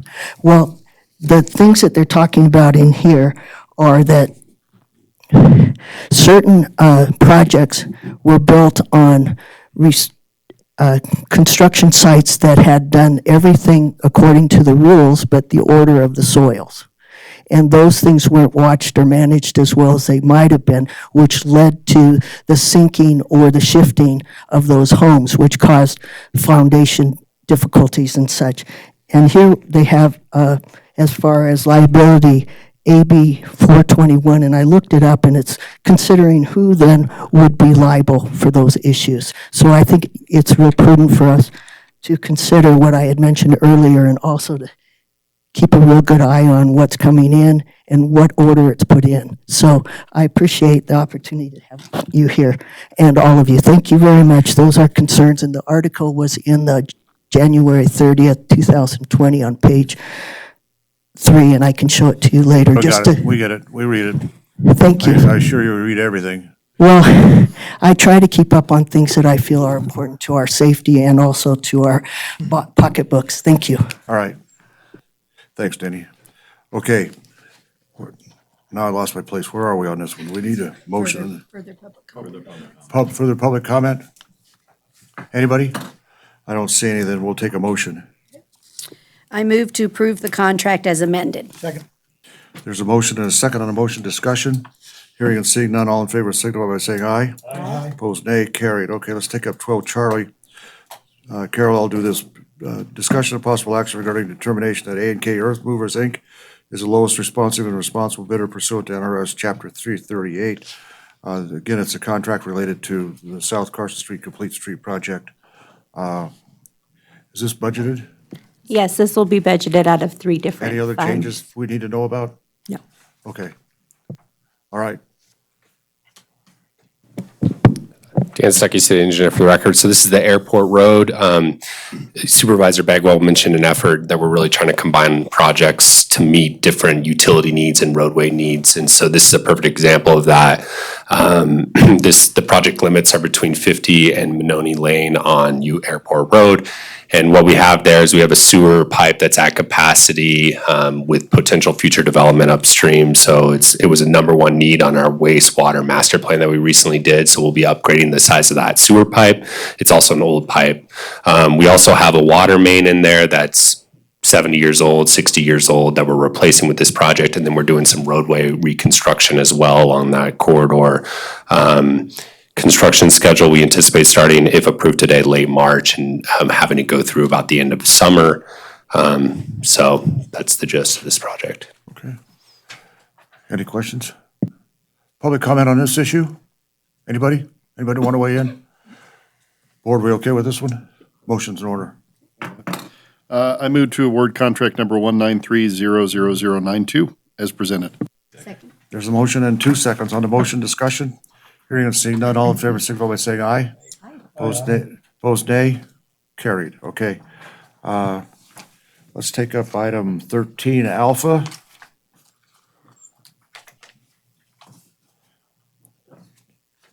This is discussion and possible action. Well, it's up there already, so regarding a grant of easement from Carson City for the installation of electrical facilities to support the Ormsby Booster Pump Station. I haven't heard about this before. Go. Yeah, Corey Klein, Real Property Manager, Carson City. right. Welcome. Thank you. Wait a minute, it's the first time we've seen you. Yeah, have we seen you here before? Briefly for an introduction. Okay. All right. So this item before you today is for a non-exclusive easement to NV Energy for over city property adjacent to Long Ranch Estates, where there's currently a booster station under construction. So this easement is a requirement of NV Energy to run power to the project. And as it's written today, it is 5 feet either side of the easement, of the facilities where they're installed. Okay. All right. I've got a couple questions up here. Supervisor Jomi first, and then Supervisor Bunkowski second. Did I not read in here somewhere that that it's a broader easement now and you'll narrow it later? That's correct. So you just said it was 5 feet either side. So it is 5 feet either side of the utilities as they're installed. So what makes that broad is that its exact location on the ground is not known right now because it matters where you put the utilities in the ground, and that's where the easement is. Okay, so you're going to come back. That's correct. So this motion is to approve the city engineer to authorize this easement and a revised easement afterwards. So once it's installed, NV Energy has a clause in here that allows us to provide a survey description and exhibit of where they were installed, and they will relinquish this easement, and then they will record the new easement. Isn't the pipe in the ground already? So I believe some of the conduit might actually be in the ground, if not a good portion of it, but It's all in the ground. But they can't put the wire in until they have until the you easement. have the easement. Yeah. My only question is why wouldn't we just do it all right now since the pipe is already in the ground? That was my only question. I think just when we started this process, at that point it wasn't, and so, but we'll follow up and make sure we have the exact location and it'll be clean in the end. Thanks. Brad?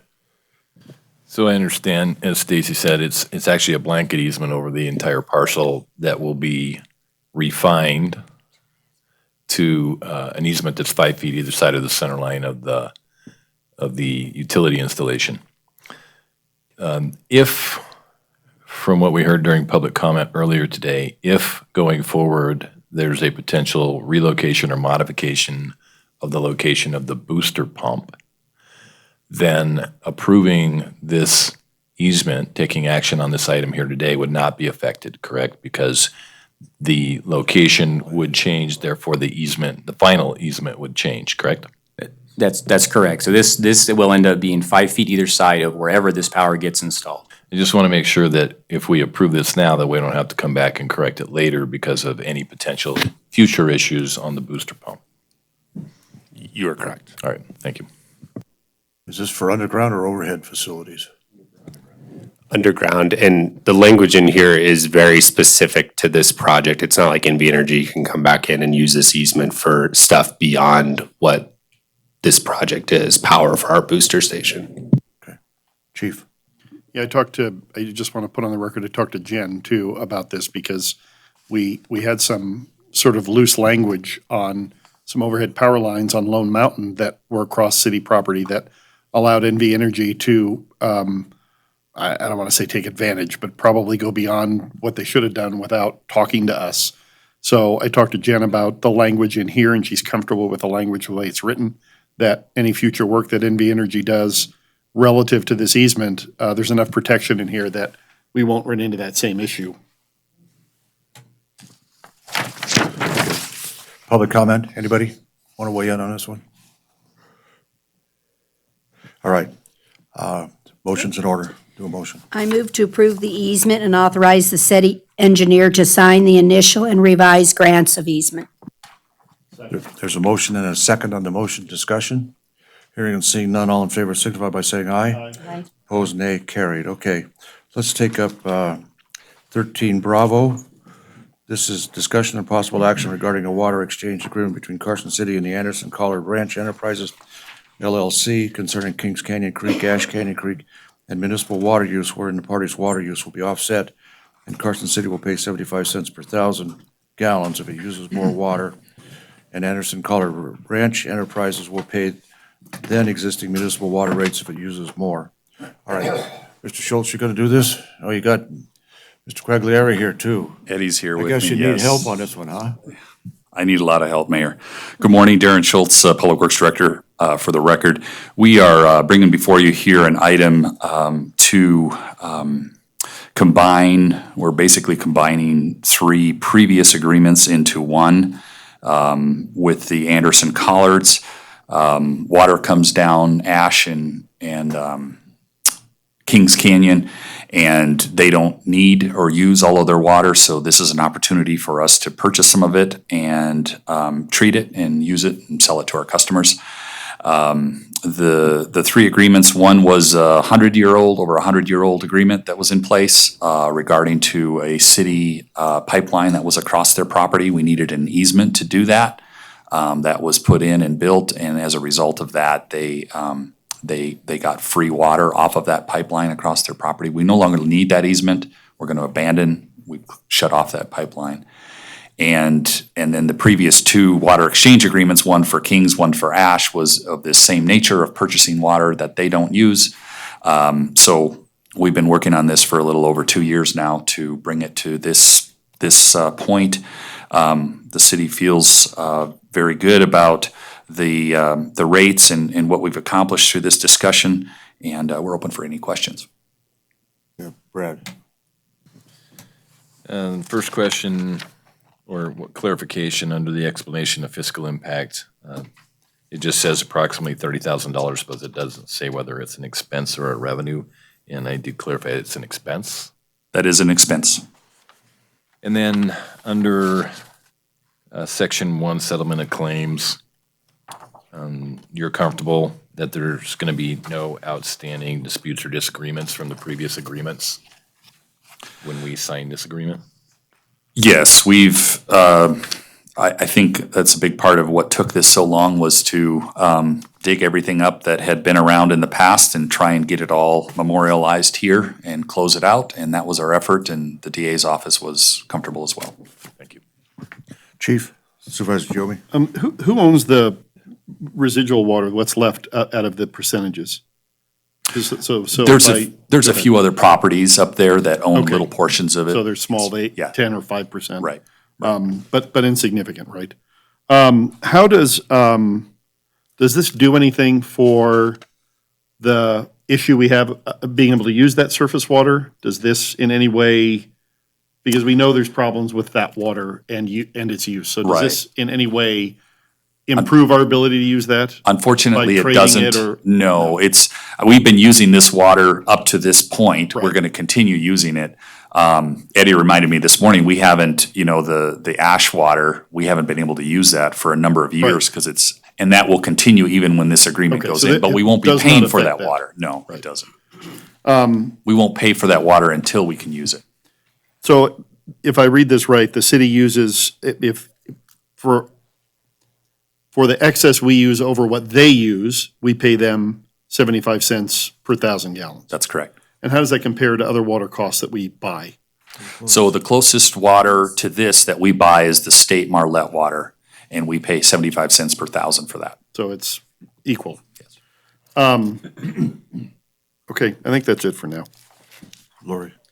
Oh, sorry. The 12-inch line you're abandoning, obviously is not the new easement that we just have across there. That's Absolutely a not. completely separate agreement. Completely That has separate. nothing to do with this. We have an easement for that. There's no issues behind that. That's right. That's correct. Where is this line, this 12-inch line? So it's a lot closer to the farmhouse, the existing farmhouse, the Andersons. South of the new on line? south. Yes, yes, south. Between the new line and the farmhouse, about halfway in between is So where that. literally in line- the middle of that field. Literally. Okay, thank you. Lori. And then just for the record, we'll fix there's typo in 5D and E that just deal with twos and ands that'll be flipped around. So just for the record, when we get ready to approve this one, that we'll give him permission to fix those. Thank you. All right. Chief, you done? Your lights? Okay. Anybody else, any other board questions? Anybody? Public comment on this issue? Anybody want to weigh in? Denny? Can't help it, huh? All right, come on. It's in my jeans. Denny French, Carson City, Mayor and Board. My question is, considering the concerns about what water we're going to have in the future, what guarantees for the property owners that still have their portion of the water, that they'll still get their full amount, and how much do we anticipate getting from them as it stands? Let me go back and start from the beginning here. We did a water analysis of what water we need for build-out, and that was done by a third-party consultant. We're using somewhere between 11 and 12,000 acre feet right now. The consultant says we're at build-out of 75 or 80,000, it'll be up to 16,000 acre feet. We have 18,000 plus acre feet that we own and can use. Oh, thank you. So we have more than enough to meet build-out. That actually wasn't my concern in this. Okay. Just was curious to find out how much water is coming from that ash, and then the ash is not being used, and so than the other option there.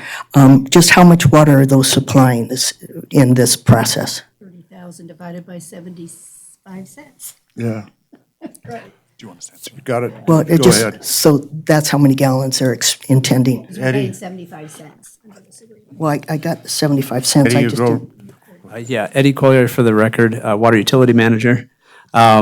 So Ash, or Kings is about 1,000 GPM that comes down.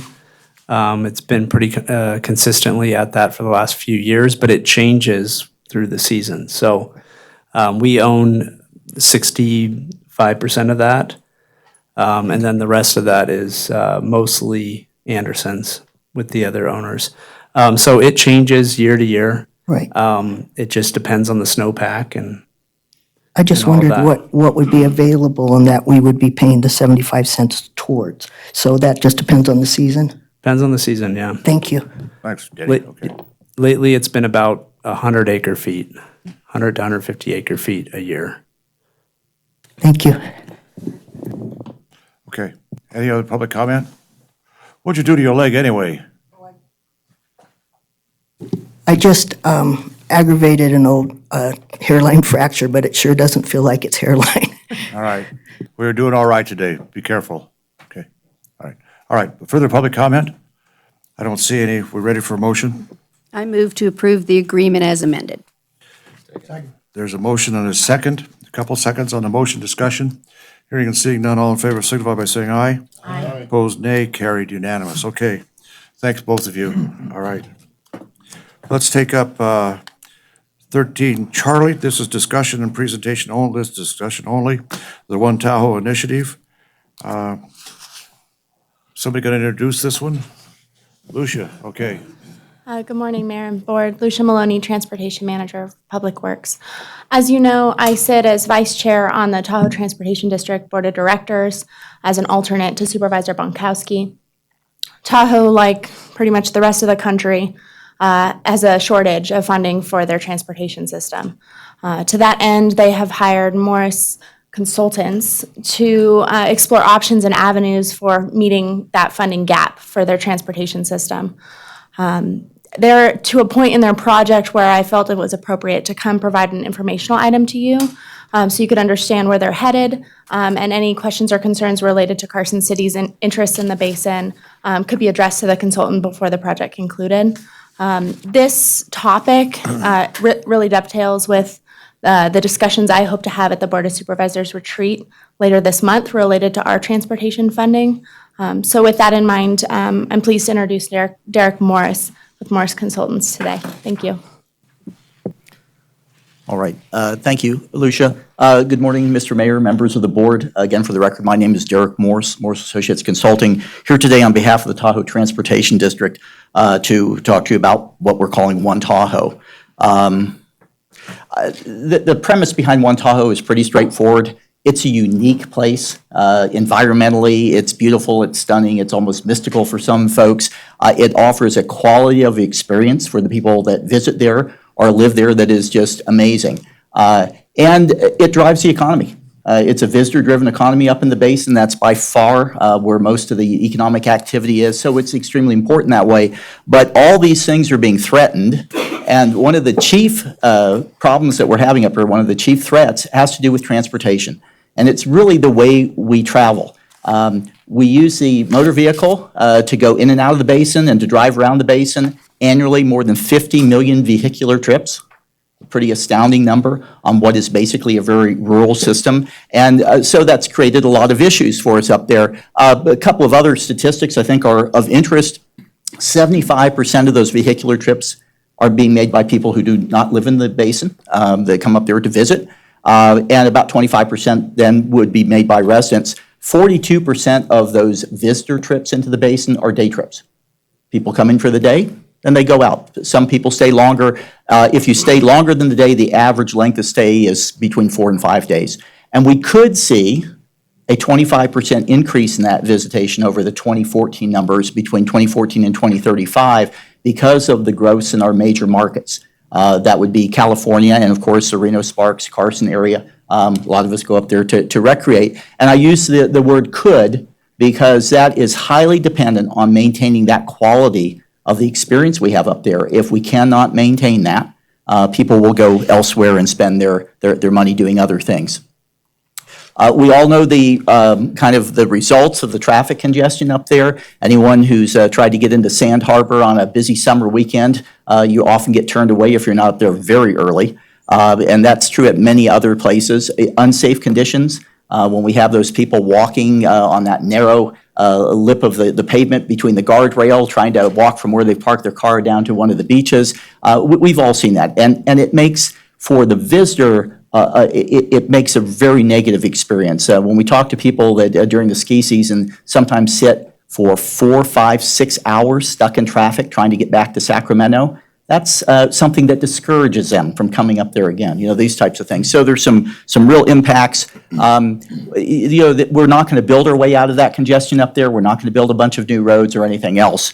So the solutions for the problem up there in terms of transportation have been known for decades. There is a community vision that's been created and renewed every couple of years in these regional transportation plans, huge amounts of public input. And the plans, besides taking care of all the things that have to be taken care of up there, all those roads, we have to pave them, repave them, fill the potholes and all that. But the other part of the plan that's extremely important is offering some realistic alternatives to the automobile for some of these trips. Not for every trip. No one's talking about pulling everyone out of their car, but where and when it works for folks, using transit, water ferries, bike and ped facilities, and all these other things to entice people out of their vehicles, again, where and when it works. And so our firm was hired to try and help the region to take the next steps up there, because for so many communities, there's not enough money to do all the things that we'd like to do in that vision for their transportation system. So let's take a look at some of the numbers here very quickly. Based upon the regional transportation plan for the basin, which the current one runs from 2017 to 2040, they're doing an update now. Projected costs, $3.11 billion over a 23-year period. A big number. Now, these are constant 2017 dollars. Projected existing revenues from various sources, about half that, $1.58 billion. So they're about half short. It's about $67 million a year, which is about 1% of the basin economic activity. Just a couple of other key things to point out. O&M, operations and maintenance. That's 62% of the $3.11 billion. And virtually every program out there at the federal and state level is about buying things, building things, and cutting ribbons, not about running them. So we'll let you buy buses with federal money, but we won't give you money to operate them, or very little money out there. There's a few small programs, and that's a big problem that we have to deal with. Out of that $1.53 billion shortfall, over $1 billion of it is really in the transit category, and in that we throw in transit, water ferries, and perhaps some rail improvements in the I-80 corridor to try and get people up to the area to recreate. And of course, the world won't end at 2040. So to be sustainable, we're going to have to keep these levels of investment up in the future. So we were asked as part of our task to come up with some recommendations on some appropriate funding mechanisms. I apologize for the size of the font on the slide. It's a little hard to read, but this really That's the size of our contribution too. Okay. This summarizes an evaluation process for taking ideas that have been proposed on funding mechanisms and vetting them through a process and coming out with final recommendations. And I'll be talking about the evaluation criteria here in a minute. But let me show you on 2 slides, there's a list of some 28 ideas that we received from the public, from political decision makers and elected officials, from the private sector, from stakeholders. And on my team, we have folks, I do this around the country, so we brought ideas to the table that we thought might be worthwhile considering as well too. A lot of these you'll see are fairly familiar. Some of them may not be so much. This is the second slide here. Given the time today, I was allotted 15 minutes to try and run through a year's worth of work. I'm going to go through this fairly quickly, but I'm more than happy to answer any questions about these. But again, we had all these ideas. Take your time and be comfortable. Okay, very good. You may regret that, Mr. Mayor. So we took these 28 ideas and we started putting them through an evaluation process. And again, the process takes us through 3 tiers. Tier 1 is to try and winnow out very quickly the ideas that you don't want to spend a lot of time on. For instance, if someone said, let's do a tax on plastic bags. I'm not saying that's not a great idea. It's a wonderful thing, but it doesn't raise enough money to really make a dent in what we're doing here. So we don't want to spend a lot of time on those types of ideas. But we had 4 criteria here. The first one is kind of a pass-fail. We were told that you can look at anything. It doesn't matter whether there's existing legislation for it or not, because legislation can be obtained or changed, if you will. But the one thing we were not allowed to do was to look at ideas that would require a constitutional amendment in either Nevada or California, or a statewide vote of the people, a mandatory statewide vote, because that's really just too big a program for Tahoe to undertake by itself to try and generate a program that would result in constitutional amendments.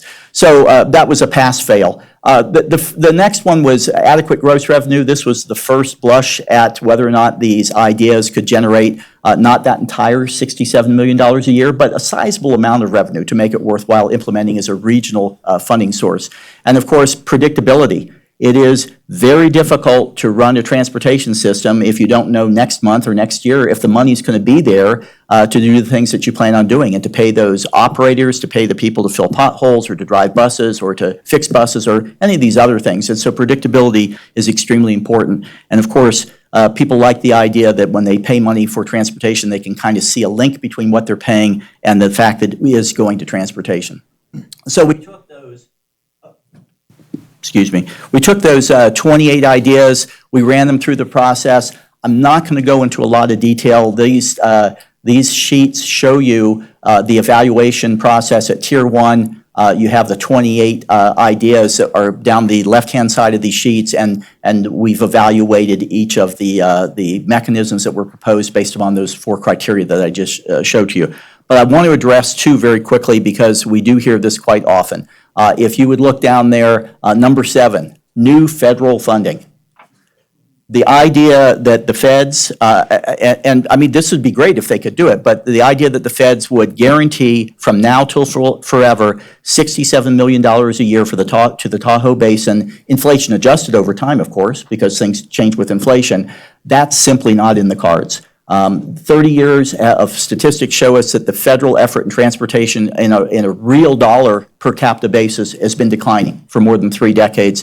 And they cannot guarantee these long-term commitments. They do a budget year by year, and depending on who's in Congress, you may get it, you may not. So it's simply not realistic. And it's really a parallel situation at the state level. Nevada is a fast-growing state with huge needs, so is California. There's not enough money to do all the things they'd like to do, and the idea that, again, they would commit to Tahoe on a long-term basis, this level of funding is simply not in the cards. But we hear that, and I think it's reasonable when people say, well, there's federal land up here, they should be, contributing more. Of course, you want to capture every penny you can from them, but long-term to make up the shortfall, simply not in the cards. So let me just go through these. Again, there are 3 pages. We came in with 28 ideas. We came out with 9 out of Tier 1. They are on those sheets as either a final rating of a yellow, meaning a medium, or a green high rating. And we took those from Tier 1 into the Tier 2 screening. We picked up 4 additional criteria. Equity. Typically socioeconomic equity. There is always a concern that if you impose some kind of fee or tax or whatever it might be, that people with lower incomes would be kind of shut out. That's a legitimate concern. So we had to look at that. Big one, residents versus non-residents. When we look at the existing funding and who that can be allocated to, it's overwhelmingly on the residents. We have not done historically a good job of capturing from the visitors their fair share of paying for transportation up there. So this is something we looked at as well. Environmental thresholds, we have a lot of things that have to be accomplished in the basin in terms of water quality and clarity and greenhouse gas reductions and all sorts of other things. So we're looking for mechanisms that can help support those efforts. And business climate friendliness. Businesses don't like taxes and fees. I think that's fair to say, but there are some that are worse than others. Taxes or fees that impose a huge additional burden of paperwork and tracking on a business are much less desirable than something being collected elsewhere where they don't have that direct participation and impact. So we took those 9 ideas through the Tier 2 screening process, And there are 5 that came out of that process that went to Tier 3. And I'll spend a little time talking about those when we go to Tier 3 here so you can see what some of those finalists were. So in Tier 3, we picked up 5 additional criteria. We did some revenue models at a fairly high level because there are a lot of unanswered questions, but about the gross revenue. How much could these mechanisms realistically generate? And that allows us to look at some fee rates that are illustrative and useful for people to understand the impacts. But it's not just the gross revenue. How much does it cost to collect the revenue? Because once you subtract from the gross revenue, the collection costs, and you get the net. If we're trying to hit $67 million a year, we need to have a handle on those things and understand what that is. But it's not just the cost, it's the ease. Some of these mechanisms could be extremely intrusive and therefore not very viable in terms of public perception. And then we looked at acceptability of the mechanisms to the public and political leaders. We've done some statewide polling in both Nevada and California, 2 rounds of polling to try and judge attitude and awareness and how people would respond to some of these things. And of course, we've talked to literally thousands of people up in the basin and surrounding communities. We have had 7 public listening sessions in the basin over the time on the spread around the basin, so people could have a chance to come in and learn about the project and present their ideas. And we've talked to, I'd say in Nevada, I've probably talked to about half the legislators about this, and we're continuing meetings. And in California, we've talked to every key committee member, the chairs and vice chairs of the key committees over there to talk to them about what we're trying to accomplish up here. And the good news is this: everyone says there is a problem. That's good, because if people were saying that we don't think there's a problem, that's a tough place to start from. And beyond that, everyone says we've got to do something. And most people feel it's extremely urgent to do something. We can't kick this down the road for another 10, 20 years as we have done in the past. And so that's a great place to start from when people are perceiving it in those terms. So, I always caution folks when we talk to elected officials in all candor in their office, they will say things that they've been quite candid with you. But I don't want to violate a confidence and go out publicly and speak for that person and say, well, they love this, they hate this, whatever the idea is. So we're always a little cautious, but I will tell you that the political leadership overall, again, they realize there's a problem and they realize something needs to be done about it. That's a wonderful place to start from. So a couple of these other criteria that are extremely important here. This one is fungibility, and I don't want to get too wonky with the term here, but it's really this. Up in the basin, unlike any other place in either state, we have a situation where we have 2 states, we have 5 counties, we have 1 incorporated city, we have 37 at least special districts up there, and all sorts of other things. It's a complex environment. And one of the problems that it leaves us with is that the tools that historically have worked in Nevada and California for transportation funding do not fit up there. For instance, if you were to raise a sales tax for transportation in Nevada, you can only spend it in the tax where you collect in the county where you collected it. Okay? Same is true in California. And so when you're trying to do a system for the entire basin that's spread across 5 counties and 2 states and an incorporated city, you have problems because you have funds that you can't spend in the right places geographically to make the entire system complete and whole. So that's one dimension of fungibility. The other one is, I alluded to earlier, is this whole thing about, modes. Some of the money you get, you can only use for streets. You can't use it for transit, or vice versa. And that's a problem when you have that inflexibility. And finally, for activities, are you using it for capital or are you using it for O&M? And again, restrictions there. And given the restrictions on that existing $1.58 billion of funding that they're expecting up there that already exist on that money, the new money, if we get it, has to be really flexible in order to make the whole thing work. We don't want a situation where on paper we say we've got the funding, but in reality we don't because of all these use restrictions. We have to be very careful with that. And of course, we're interested in the impact on the regional economy. We've done some modeling on that as well. So these are the Tier 3 screening results. I just will very quickly go through these so you get an idea, first of all, of what these mechanisms are that made it to this kind of final round. But let me skip around a little bit on this chart. Let me start with the bottom one first, vacancy tax. There are 35,000 second owner homes in the basin. A huge number of those are vacant at any one time. There's no one in them. They've had a hard time with housing up there, particularly for the workforce. And so the city of South Lake Tahoe, even before we came into this picture, was looking at a vacancy tax as a way of incenting second owner homes to be put into the rental market. And that is charging them for being vacant. Okay? And if you're not vacant, then you don't pay the tax, and then you're putting that out in the rental market. This has been used in a number of jurisdictions. It has a lot of potential in many ways, but as a transportation funding source is not a particularly good fit. Imagine that you're charging someone for having their house vacant, you're charging them for transportation services that they're not using. Okay, so the fit is kind of tough there, and there are some court cases that we think are germane that may actually impact their ability to use that for transportation funding. So that fell out ultimately out of the picture. Vehicle miles traveled, you're probably familiar with that. It's charging a vehicle for each mile it travels on the roadways, and tolling, I think everyone's familiar with. Why did they fall out? There's a principal reason that actually impacts both of those. In Nevada, constitutionally, it's been interpreted that any charge on the actual operation of a vehicle, okay, on the operation of a vehicle can only be used for roads. And since we're trying to collect money not just for roads but also for transit, that's a big drawback. In addition to that, for the VMT fee, the vehicle miles traveled fee, because that would be a standalone system, it would require the installation of equipment on board every single vehicle in the basin and every vehicle that entered into the basin. And as you can imagine, that would be very expensive and highly intrusive for folks. And so it kind of fell out because of that huge expense and those issues. Tolling, that's a use restriction, and also we have US 50, which runs through the basin, and the federal programs for tolling, we could probably get agreement to let that be tolled, but they also have use restrictions on those proceeds, which would be pretty severe and limit its effectiveness. So the two mechanisms that actually came forward are what we call cordon pricing, at least that's what it's called everywhere in the world of transportation. Another term you could use here would be a basin entry fee. And the concept is simple. You draw a line around an area, and if you cross the line, you pay a fee to come in. The one most of us have heard about is in London. They do that.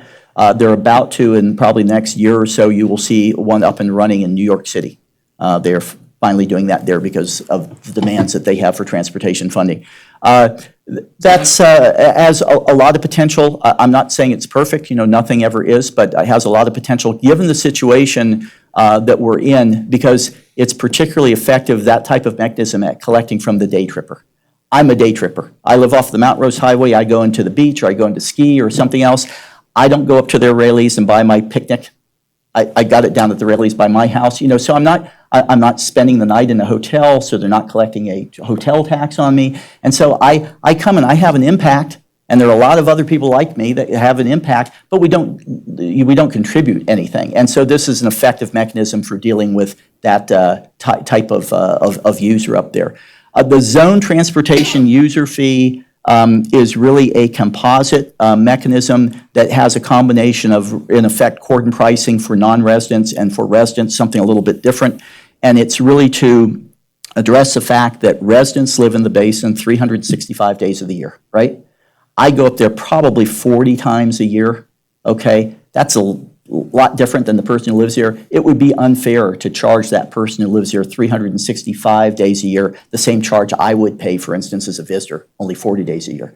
The analogy I like to use is that if you've been down to Yosemite anytime recently, you pay $35 to have your vehicle, bring it into the park. If we charge that to a visitor, that's one thing. Most people think that's reasonable. But if we charge the guy who works in Yosemite and drives from Mariposa or lives in one of those surrounding communities, $35 every day he came to work, that would be crazy, right? We wouldn't want to do that. So we have to differentiate between residents and non-residents in these fee structures and understand their differing situations. So on the basis of this information, we made some recommendations to the Tahoe Transportation District Board on what we think would be the best mechanisms for them to use for raising this money. First of all, we made a recommendation that whatever mechanism they wanted to use, that they really use fees true fees as opposed to taxes. Taxes are things people vote on, okay, in terms of it has to be put on the ballot, but that makes them extremely rigid when you do that. Because then, as the world changes around you and you may need to adjust things, you have to go back on the ballot time and time again. That's hugely expensive and not particularly effective. And the world will change around us. I'll talk about that in a minute. Fees, on the other hand, I think we're all familiar with sewer and water fees and other types of fees that are based upon a service that you're providing. And we know what services we want to provide. We have an RTP that has everything in it. Taking care of the roads, taking care of the transit, building things, whatever is in there operating, that's all there. So we know what we have to cover expense-wise. We know every time they do an RTP, they have to identify the funding that they're getting from other sources, that existing funding, federal, state, local. And so we know what's short. And so you set your fee for a transportation fee based upon the shortfall that you're trying to cover. Very transparent. That fee didn't happen in a black box. You can tell exactly how that fee was arrived at, whether it's a sewer water fee or a transportation fee. And so fees are extremely good, highly transparent in that regard. They also would allow us up there, if they are done properly, because this would require some new legislation, give us a maximum fungibility, if you will, across jurisdictions, roads, whatever, that type of thing. Extremely important if we are going to be successful. It also gives you flexibility because of the administrative nature in implementing and amending fees to deal with future changes.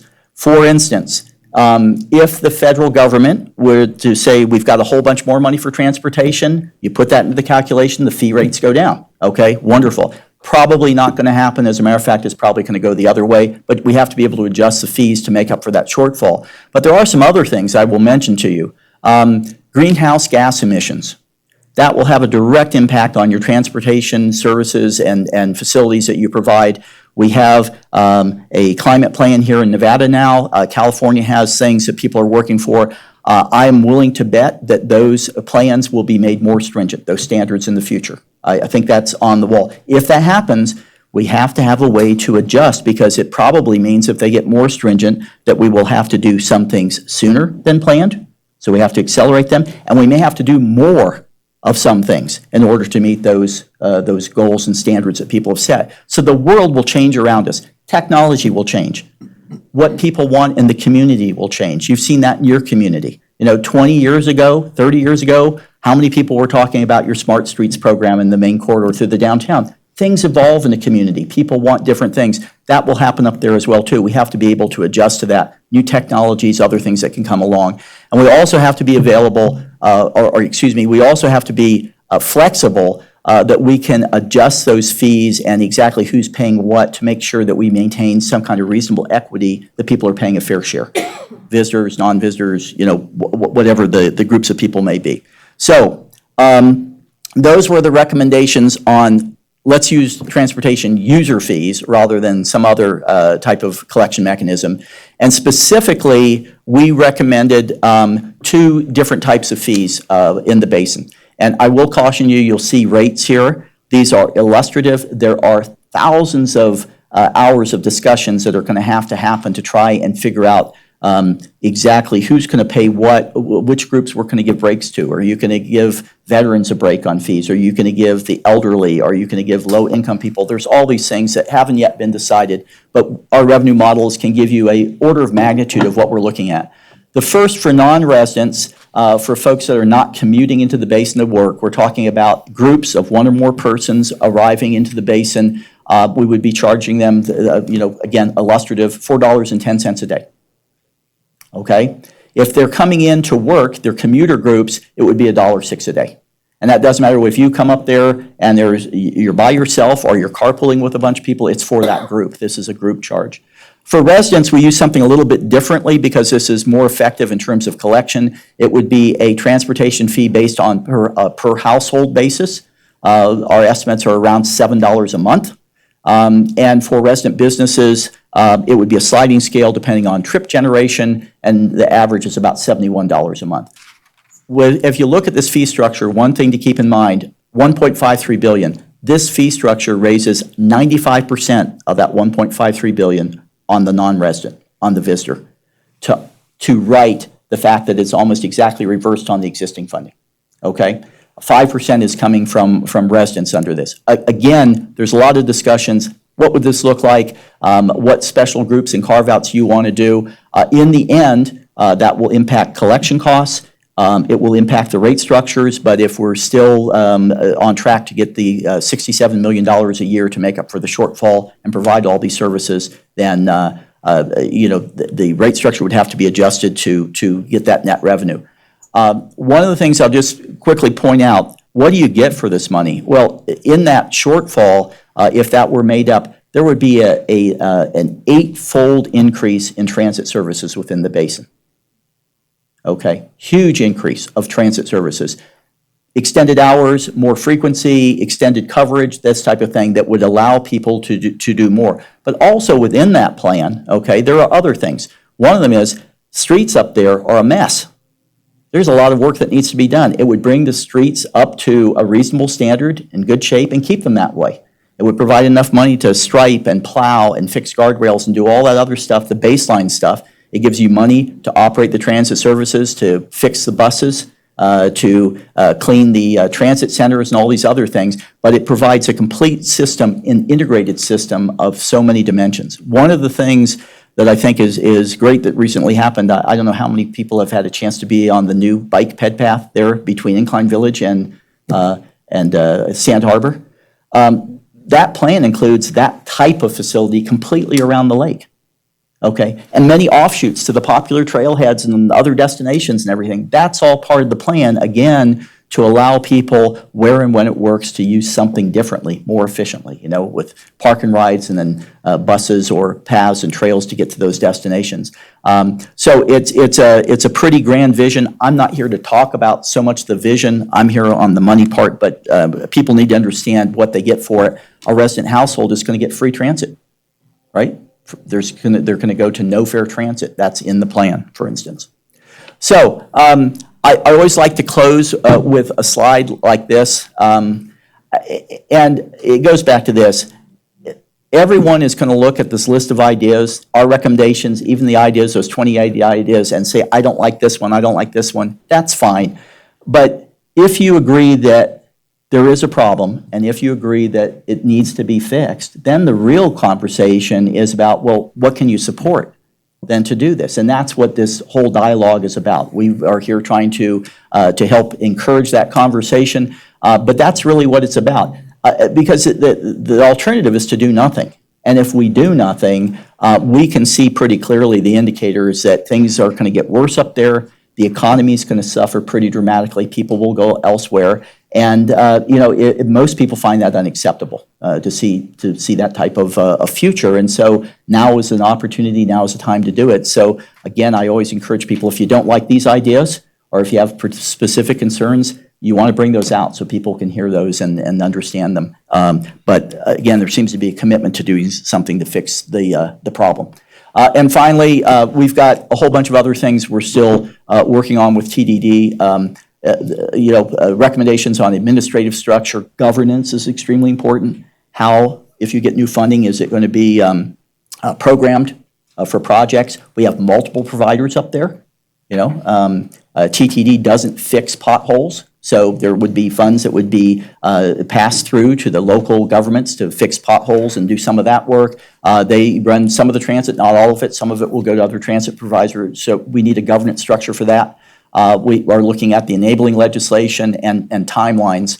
I will tell you that if this moves forward, the earliest we would see realistically about beginning collections would be the beginning of calendar year 2023.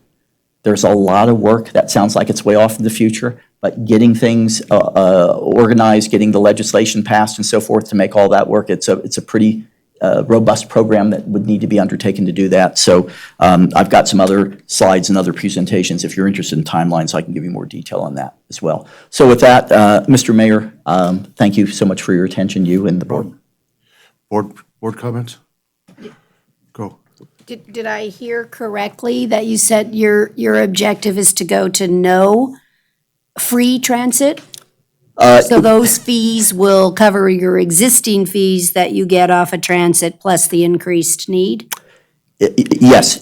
So it comes to a stable funding is what you're saying, and then Right. that, there's no reason not to jump on the bus and go into the interior because you just jump on it. Exactly. And this is an important point. First of all, they are doing free fares on the north end of the lake right now, and they're trying to get that on the south end of the lake for a set period of time.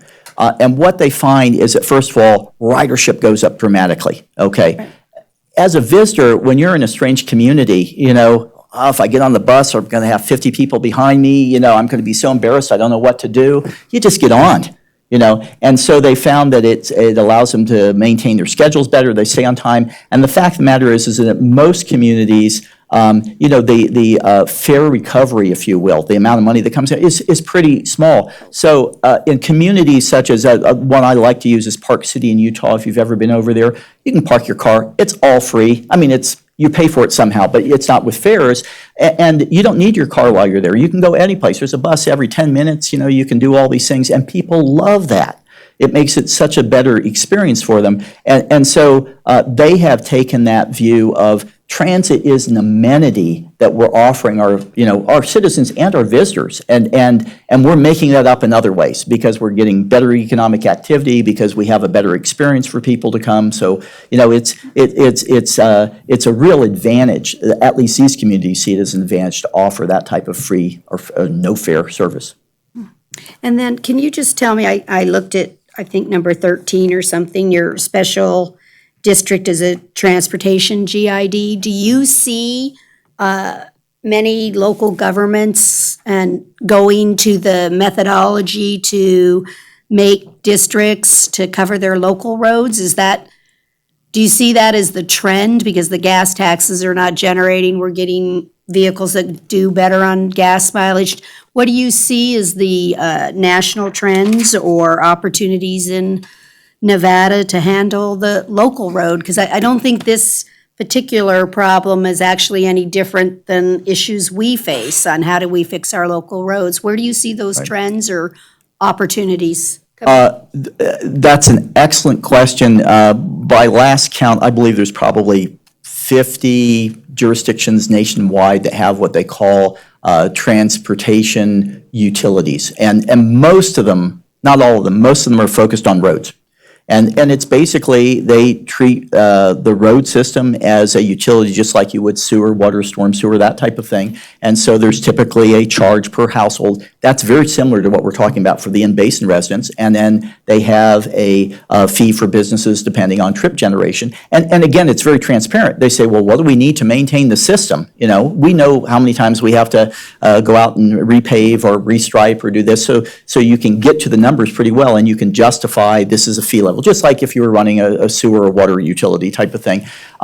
There's a huge amount of interest in this. There's no question about that. And in California, interesting enough, in Placer County, they have instituted a very similar arrangement. Right now, it's only applied to new development, but it's not a one-time charge, it's a continuing charge for transit.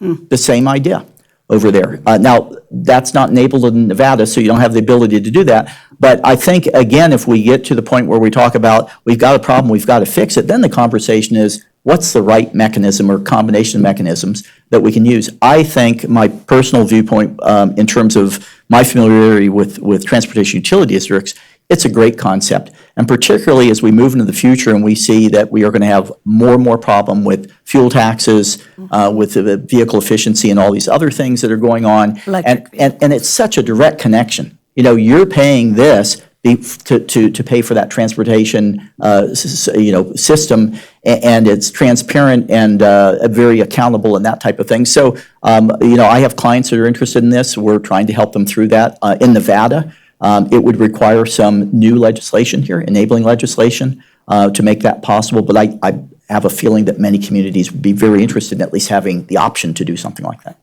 Thank you. John, Supervisor Barrett. Thank you. Could you go into a little bit more what you said? First of all, how much did you calculate the reduction in visitors due to this fee? Does it go down? How much does it go down? Any guesstimates on that? Yeah. That's a difficult question. we ran, when we did our economic models, because there's not enough data to say definitely these visitors will turn away, because it's not just turning away, it's what are their other options. But I can tell you that when we talk to people, and we've heard this so many times, people that say, my family has had ski passes up in Tahoe for 3 generations. We go up there, we just love it. Never more. We're not going to do it any longer. We're going to Park City, we're going to Whistler, we're going to Vail, we're going some other place where even with the flight, it's a better experience than sitting up there in traffic, for hours and hours. And so we have a lot of anecdotal information. So when we did some economic models, what we simply did was this. We said, look, let's look at no growth in visitation. Let's see what that does to the economy in the future. Let's look at if you are remaining competitive and attractive and you capture that entire 25% increase in market share out of your major markets, because people love coming up here. And then let's look at a modest decline. And as I recall, we did like a 5% decline in visitation. And as we've shown that people, we said, look, this is in the eye of the beholder. What do you think is going to happen? And I will tell you, there's a lot of the business people up there that we've talked to that do understand if they don't make investments of this type, the quality will decline and they will be less competitive to other folks. Again, we don't have exact data to predict what's going to happen there, but we're hearing all sorts of evidence. And I think I see it in all my friends. I don't know anyone who lives in the area that will go up deliberately on a summer weekend to the lake if they can avoid it. Maybe they've got company and they want to do that. If you're going to go up, go midweek, right? That type of thing. We already see the impacts there, so it's all around us. And the larger resort owners up there, they understand this. They invest in their individual properties. The lake is their larger property. They're saying we got to invest and keep up the quality up here so people will come up and not be turned away. Secondarily, you said this would take care of, the visitor participation would take care of 95% of the difference of what you need to raise. How do you arrive at that? I'm really curious about that. So the existing money, which is roughly half of the needed money, when we look at that, we allocate it to residents versus non-residents. And for example, the state and federal funds, we allocate 100% of that to the residents because if we tried to allocate that to the visitors, we have to say, well, our residents are going to that visitors community and they're contributing there. So, each community gets what they get from the federal and state programs. And then we looked at the local funding. And when we look at the existing funds that are being invested in transportation, are projected to be invested in transportation over that 23-year period and to be available, 95% of that existing funding stream can be allocated to the residents in the basin, only 5% to non-residents. So when we looked at the new money, which is about the same amount, we flip-flopped it. We said, let's look at modeling a illustrative fee structure that would collect 95% of the new money from the non-resident to right that balance. So in the end, if that all came together, it'd be roughly 50-50, if you will. And one can argue about the equity of that as well too, but that's where we started, and that's where we came up. And so that fee structure there, again, is targeted to do that. Chief, Stacy. So I understand that I'm trying to find the fee structure, that it's illustrative, and I get that, but you must have a sense that it's fairly close to where it's going to be, because as you're presenting this model, if it's 10 times off of that number, obviously it isn't going to work. People aren't going to do it, right? So you must believe that it's fairly close to where it's going to be. That is correct, Commissioner. And we try and be conservative. I'd much rather come back to a client 5 years later and have them say, you know what, it wasn't as bad as you said it was going to be, rather than the other way around. And so when we looked at collection costs, there was a lot of unknowns. There's no engineering design. We looked at these systems around the country and around the world with similar technologies, and we pretty much went to the high end of what are they, spending on this kind of stuff as we did this. So yeah, I feel pretty comfortable that these license plate readers and the sort. Absolutely, transponders, license plate readers, the collection costs, all this. Okay. My other question is, did you sort of model that it would work to reduce traffic? I mean, that's a logical question. If we're spending another $150 billion and the changes that this plan implements don't decrease the commute time from state line to the Y, you haven't solved a problem, really. Yeah. That's a great question. Let me answer that in two ways.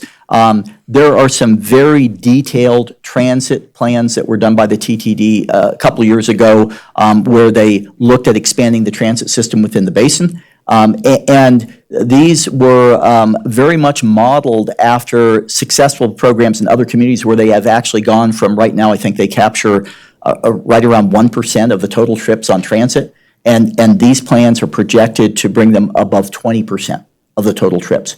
Huge increase, right? And understand that congestion then, because it's not a linear phenomenon, it goes up like the hockey puck type of thing, is that if we could capture 20% of all those trips that would have been made by vehicle on other modes, it will have some pretty dramatic improvements in terms of congestion. You made one other statement, which I think is extremely important. If we're going to ask people to come up to the basin, park their car, and do all this other kind of stuff, we have to have the services in the basin to do that. Once we have them, then you can really start working on, well, if they're coming up from the Bay Area or up from Carson or Reno or Sparks, can we offer them a shuttle or some other thing where they don't even start in their car? They just go up and but we can't just bring them up, drop them off there, and now what do I do type of thing. So the focus is largely, not entirely, on let's get this system in the basin up and running and with a lot of quality, good service, so we have something that those people can rely upon when they come up here. But that's extremely important. And then there's all sorts of other things. There are things in the plan for trying to improve rail service in the I-80 corridor and, express bus out of the Bay Area communities and this type of thing. And that will come along, but again, we can't drop them off and say, you're on your own now type of thing. Yeah, I was going to say, I think I still see that while you may solve the problem in the basin, I don't know that this is going to solve the problem getting to the basin. Because you still, unless you take the steps you're talking about, because, if you have 15,000 visitors on a weekend in South Lake Tahoe, they're all going back to Sacramento down Highway 50, which is a 2-lane road, and this isn't going to change that. Unless you take the next steps you're talking about, which, And they are in the plan. But I agree with you, you have to fix the basin first. Right. So, thank you. Any other questions on the board? I have a question, one. On your basin entry fee, what's the difference between that and a toll? That's a very important distinction. As I said, in Nevada, because of the way the Constitution has been interpreted, and that was written before we had all these problems, right? Anything directly on the operation of a vehicle has to be spent on roads. But if you use a fee where you're charging a group, and the only reason we're going to use license plate readers, LPRs, or transponders is to capture a billing address. It's not on the vehicle, it's for that group. They are paying a transportation user fee for the entire system. When they come in, they're going to be walking, so they're going to be using sidewalks or trails. They're going to be perhaps using the buses or the water ferries across the lake, and of course they'll be using the roads, but it's to pay for that entire system. So that's different than a toll. A toll is by definition on the operation of a vehicle.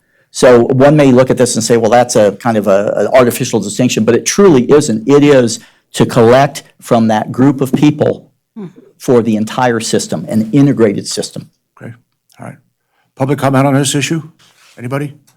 It would be interesting if you could incorporate access to the beaches. It isn't, if you think about it, isn't that much more. But I don't know. It just, sorry. Didn't mean to take you down a path. No, I'm just saying you're. Complex enough. I know, I just. Yeah. Okay, yeah, okay. Well, then add a lift ticket in too. Baby in a bathing suit, yeah. Good idea. Good idea. Okay, anybody out there in the public wants to talk about this one? Nice presentation. Thank you. Thank you so much. Okay, all right. Let's take on the next item. Let's go to the sheriff, talk about donating cars to the search and rescue unit. No. Hey, Sheriff. Search and rescue the other way, giving us vehicles. Yeah. Good morning. Search and rescue to you Sheriff guys. Furlong. How you doing? Why wouldn't we want to do this? Pardon me? Why wouldn't we want to do this? Why wouldn't you want to do it? I can't think of a reason in the world. The search and rescue function of the sheriff's office operates very, very much off of donations and and self-surviving initiatives that I applaud the membership for. They have come across an opportunity here through an anonymous donation to us. The donor would like to remain anonymous. The ability to purchase and replace 3 vehicles that are currently in the fleet, those 3 vehicles, one of which is 23 years old, the other 2, 23 and 24-year-olds, roughly, generally speaking, and put those into the fleet to be maintained by Carson. Doesn't affect the VEUs, there'll be 1-for-1 swaps. Okay. All right, I got some questions here. Brandon, Stacy. You have the agreement in front of you? Pardon me? You have the agreement in front of you? Yes. If you turn to page 2, section 3, use of donated vehicles and personal property.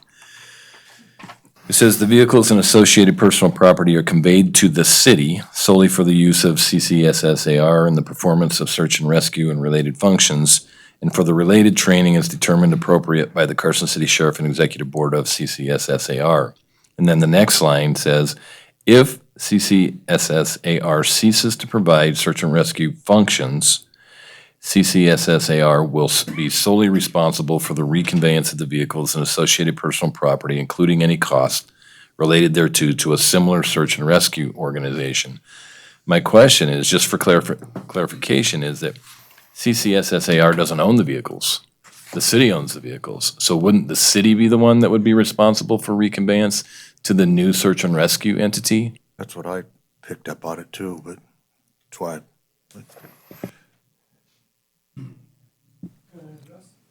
Go ahead, come on up, come on.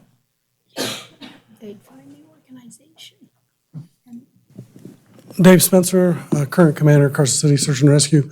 The phrasing of that was based on our bylaws.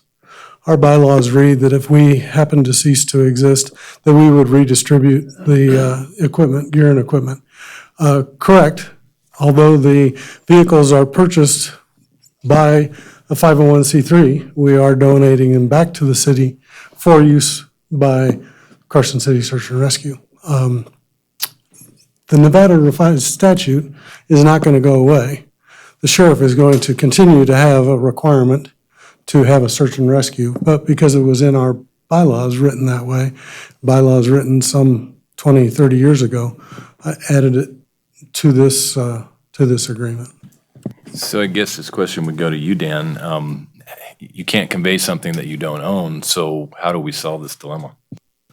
You know, and I mean, that's a great question. And looking at this, I think we can massage the language just a little bit to clarify that there's going to have to be an additional step in between.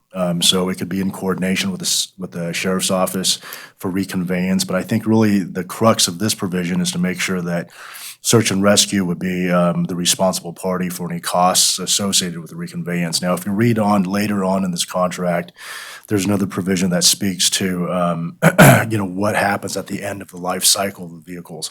And so there, I think it's a two-tiered or two-pronged approach where prior to the end of life cycle for these vehicles, if CCSAR were to cease functions, then there would be this reconveyance to a similar entity. If, however, we reach the end of life cycle for these vehicles that are donated, then it would be up to the sheriff's office to sell it, dispose of it, and then to receive those funds for transfer to the city's general fund. So in that sense, it is sort of a two-tiered approach. I do see how there's maybe a little bit of inconsistency here in language. I can also recognize that, this has to really comply with the language of the bylaws for this nonprofit as well. But I think this is maybe a fairly easy fix. And if this board wants to give authority to the DA's office to massage that language as necessary, I'm sure we can make a fix happen. Yeah, I would think that we would just need to add one line that says that the Carson City Sheriff's Office will cooperate Exactly, in order to in reconvey. coordination or cooperation with the entity for the reconveyance. It's just that additional step in there that's missed in the language. Okay. Go. Oh, sorry. I'm sorry. Hang If on a I- second, Chief. oh. Go. Okay, if I can just kind of in general comment, because all nonprofits in Nevada have the clause that say if we cease to exist, the assets must be given to another nonprofit. That, like you said, there's a clause in everybody's bylaws that say that, but I kind of actually agree with Brad. It's not your asset, and therefore you're not carrying it on your books, and therefore that condition in your bylaws is not invoked. You would only be eliminating the assets that are actually on your books. So I really don't think this is necessary, other than you may want the clause to actually say, if the sheriff's office no longer utilizes the vehicle that's not at an end of life in search and rescue function, that we have to give it back to you. I mean, I really see it the opposite. And again, he has a statutory responsibility to do that activity, so I'm really not sure this clause is needed at all, because it's not their asset. And so therefore, your bylaws aren't being violated.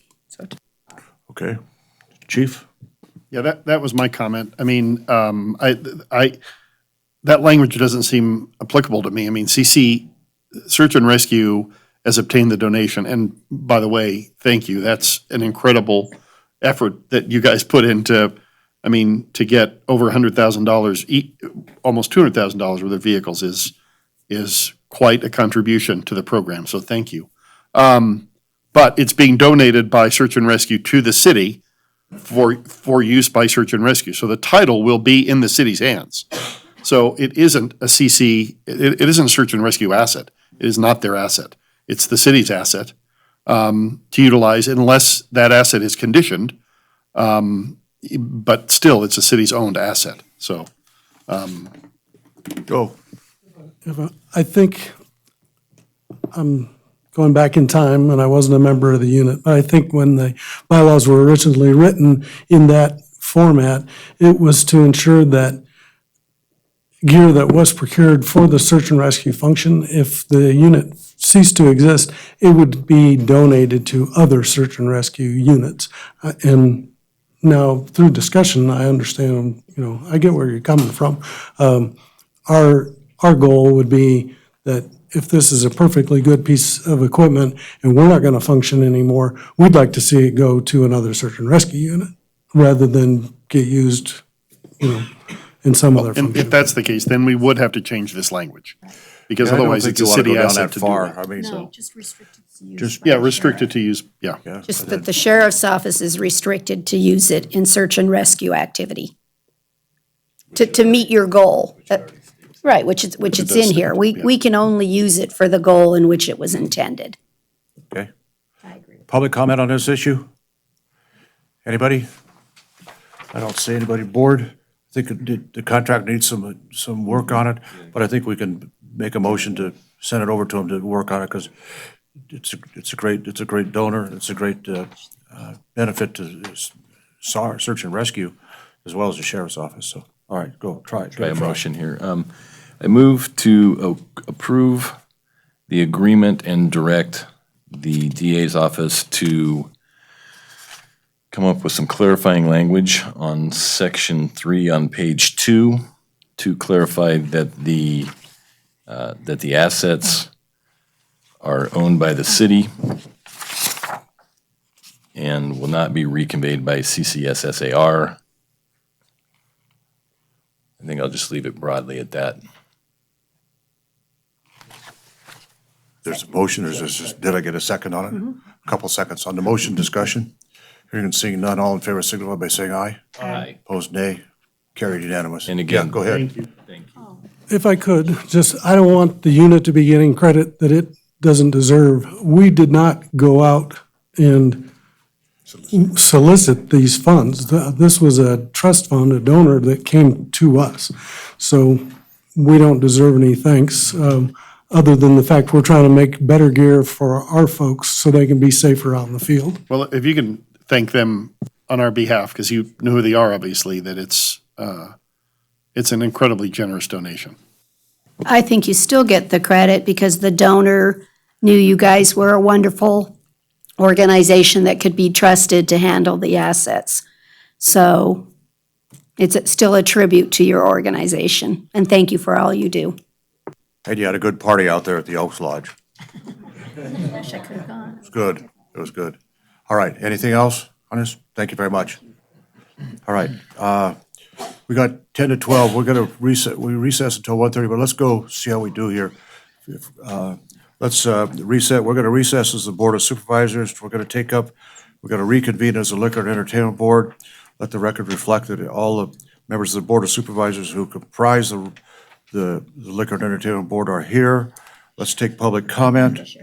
Pardon me? And the sheriff. And the sheriff, I'm sorry, the sheriff is here. Did I overlook you, Sheriff? I just thought, oh, he's back in Yeah, holy business. shit, yeah. Okay, public is, any public comment?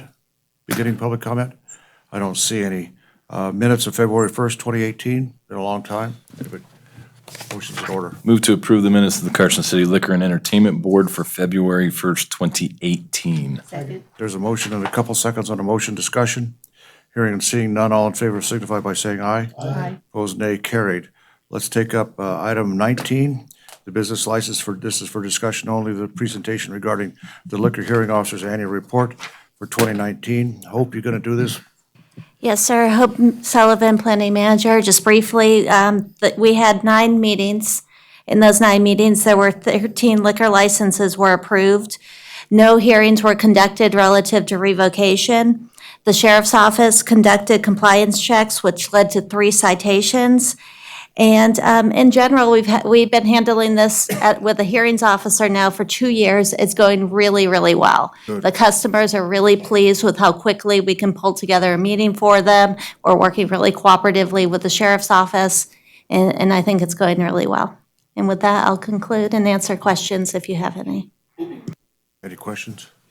Go. Hope, I Just- just wait, heard you say that there were no third violations, because that would be the revocation hearing. But of the 3 violations, how many were first and how many were second violations? I believe 2 were first and 1 was a second. John, Supervisor Barrett, Brad asked my question. any other questions? Okay. Hope, one of the reasons why I kind of liked, I agree that, that we should have a hearing officer outside because the board was doing all those hearings. But it was kind of a nice way to get a feel for who's doing what in the community. So, I don't know if it's a big deal to do it or not, but it might be beneficial if you could just zip a note to board members and say, these liquor licenses were granted at these locations, so we kind of get to know what's going on out there. All right. I know you got a lot on your plate, but give it a try. All right. All right. Anything else? Any questions? Good job, you guys. Good job. I haven't heard any complaints, by the way, up here. I don't know if the board members have either about the operation of it. Actually, Mayor, we receive a lot of compliments. People cannot believe how accommodating we are in setting up the meetings for them. We have special meetings as needed. We do have a regular schedule, but we'll do it ad hoc as well. And we exceed their expectations in terms of how efficient we are able to be. Okay, very good. Wouldn't expect anything less. All right. All right. Any other comments on this issue? We're concluding public comment on Liquor and Entertainment Board. Anybody? Lots of public comment. Okay. Let's, then we'll adjourn. Unless there's an objection, we will adjourn as the Liquor and Entertainment Board. We'll reconvene as the Board of Supervisors. We'll take up item 23. This is the HRC annual report. Gonna do it? Yes, sir. Hope Sullivan, Planning Manager. The HRC held 7 meetings. They had 48 applications. 21 were handled administratively, which means the chair was able to give the approval and the person didn't have the delay of waiting for a meeting. They also selected the recipients for the 2019 Preservation Awards. They organized the annual scavenger hunt. And we were able to submit for the 2019 Historic Preservation Fund grant, which we were awarded monies to attend the National Alliance of Preservation Commissions Conference, which will be coming up in July, which will provide the commissioners with training with other Preservation Commission members from throughout the country. The commission is working on the design standards relative to windows, much like they did with fences, because they want to better articulate the expectations in the district. But it's just so much has been going on, we just really haven't had a lot of time to allocate to that. But otherwise, I think the commission's doing a great job, and I'm happy to answer any questions. Mike Drews was called out of town for family business, so Yeah. otherwise he'd be here. He's usually here. Okay, Chief. My question is not necessarily to Hope, but really to anyone who can answer. I was talking this weekend to former State Senator Ernie Adler, and we got to talking about the old V&T Roundhouse. And I remember this item was on the agenda, but did the city not keep some of that V&T block from that? And I don't see Darren here, so that's who I was going to ask, but I thought we did. Do we still have some? They guard it with, Okay, I just wanted to make sure there was still they guard some. it pretty hard. I just wanted to make sure there was still some in town that we actually have some, because I know some of it was sold, but that Mayor Marv made sure we kept the arches, if I'm not mistaken. So good, it just sounds like we still have that, so. Yeah, that's what I was thinking. If there was a way to incorporate that into the artwork for the roundabout, it would, kind of tie things all together. But anyway, thank you, that was it. And so I think everybody remembers, but the plaque that we gave the USNS Carson City is made out of that granite. Right. Okay, sandstone rather. Yes. Okay, all right. John, Supervisor Barrett, did you have a question? No. Okay, all right. Anybody else? Hope, thank you very much. Pass on to the troops over there. Nice job. We have to take action. Okay, motion's in order. To accept the annual report. There's a motion and a second on the motion. Thanks, Brad. On the motion, all in favor signify by saying aye. Aye. Opposed, nay. Carried. Okay, let's take, 23B was sent back to the Planning Commission. Let's go to 23 Charlie. This is discussion and possible action regarding a request for historical tax deferment on property located within the historic district. We have a couple of these. Tell us what's going on here. Sure, and I will just mention for all three, the staff report's a little bit different based on the assessor's new software. It used to be we'd just bring the address to you and you would identify whether or not they would receive a tax deferral. The assessor has asked that we identify exactly what aspects of the property will be subject to the deferral. So thus the slight differentiation. Again, this is a request for a tax deferment. This home at 602 West Spear was constructed in 1875, but the garage was built in 2006. A site visit on December 27th showed the property to be in good condition. The modifications have been consistent with the development standards for the historic district. The structure is a vernacular version of a Greek Revival style with some East Lake decorative influences. At its meeting of January 9, 2020, the HRC voted 4-0 to recommend approval of the deferment for the primary building in the land only. So the garage will not be subject to the deferment. I'm happy to answer questions. Okay, questions of Hope? Public comment, anybody? Motion's in order. I move to approve the request for a historical tax deferment on the primary building and land associated with APN 00324304. Well said, okay. On the motion, all in favor signify by saying aye. Aye. Opposed, nay, carried. Let's do the same for 23 Delta. Tell us what this one is. This home at 311 West 3rd was constructed in 1869. The historic significance is derived from the association with George Washington Gale Ferris Jr., who was essentially the inventor of the Ferris wheel. A site visit on December 27th showed the property to be in good condition. Modifications have been consistent with the district's development standards. And on January 9, 2020, the HRC voted 4-0 to recommend approval of the tax deferment for the primary building and land. Public comment, anybody? Board, we okay? Motion's in order. I move to approve the request for a historical tax deferment on the primary building and land for the property at 311 West 3rd Street, APN 003-124-01. There's a motion and a second on the motion. Discussion. Hearing and seeing none, all in favor signify by saying aye. Aye. Okay, let's take up 23 Echo. This is for property at 112 North Curry Street. Go. Thank you. Hope Sullivan, Planning Manager. This is, again, a request for a tax deferment. The subject property's home was built in 1875. The structure is 1.5 stories in height and exhibits the stick East Lake forms in detailing in the design. A tall rectangular tower sits at an angle at the corner of the house.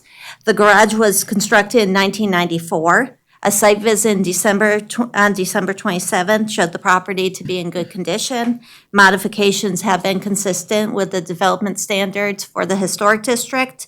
And on January 9, 2020, the HRC voted 4-0 to recommend approval of the tax deferment for the entire property excluding the garage. Public comment? Board? Motion's in order. Chief? I would just, do you have a comment? Comment, go. This building, I spent many years in the fire station across the street from this building. It, at one time was there was a marriage, a pastor that did weddings in there. yeah. Wedding chapel, thanks, that was the word. And there were frequent instances where we'd get a knock on our door or a ring of our bell to go over and be a witness to a wedding. So so there were, I think. A witness to the crime? Oh, yeah.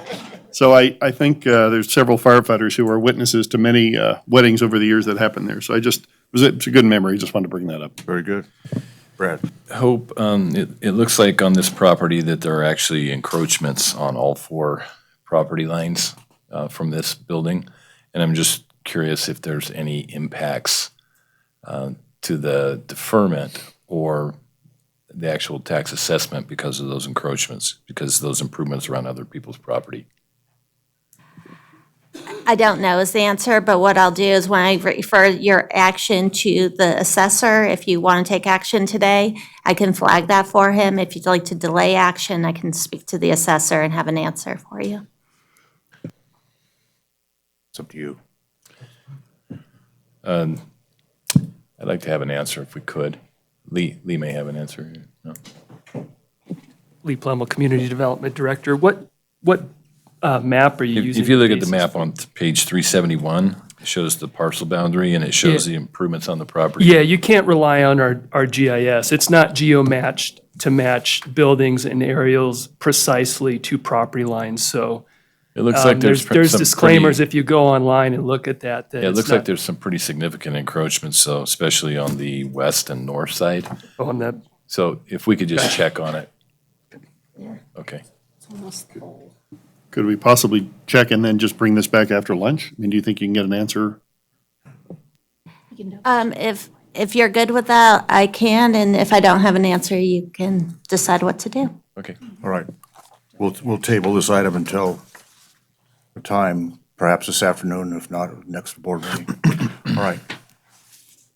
Everybody okay with tabling it for a little bit? All right. All right, let's now take up transfer the bond cap. Who's doing this? I'll do that, Mayor. Lee Plumel, Community Development Director. This is for possible action regarding proposed resolution providing for the transfer of Carson City's 2020 private activity bond volume cap of approximately $3 million to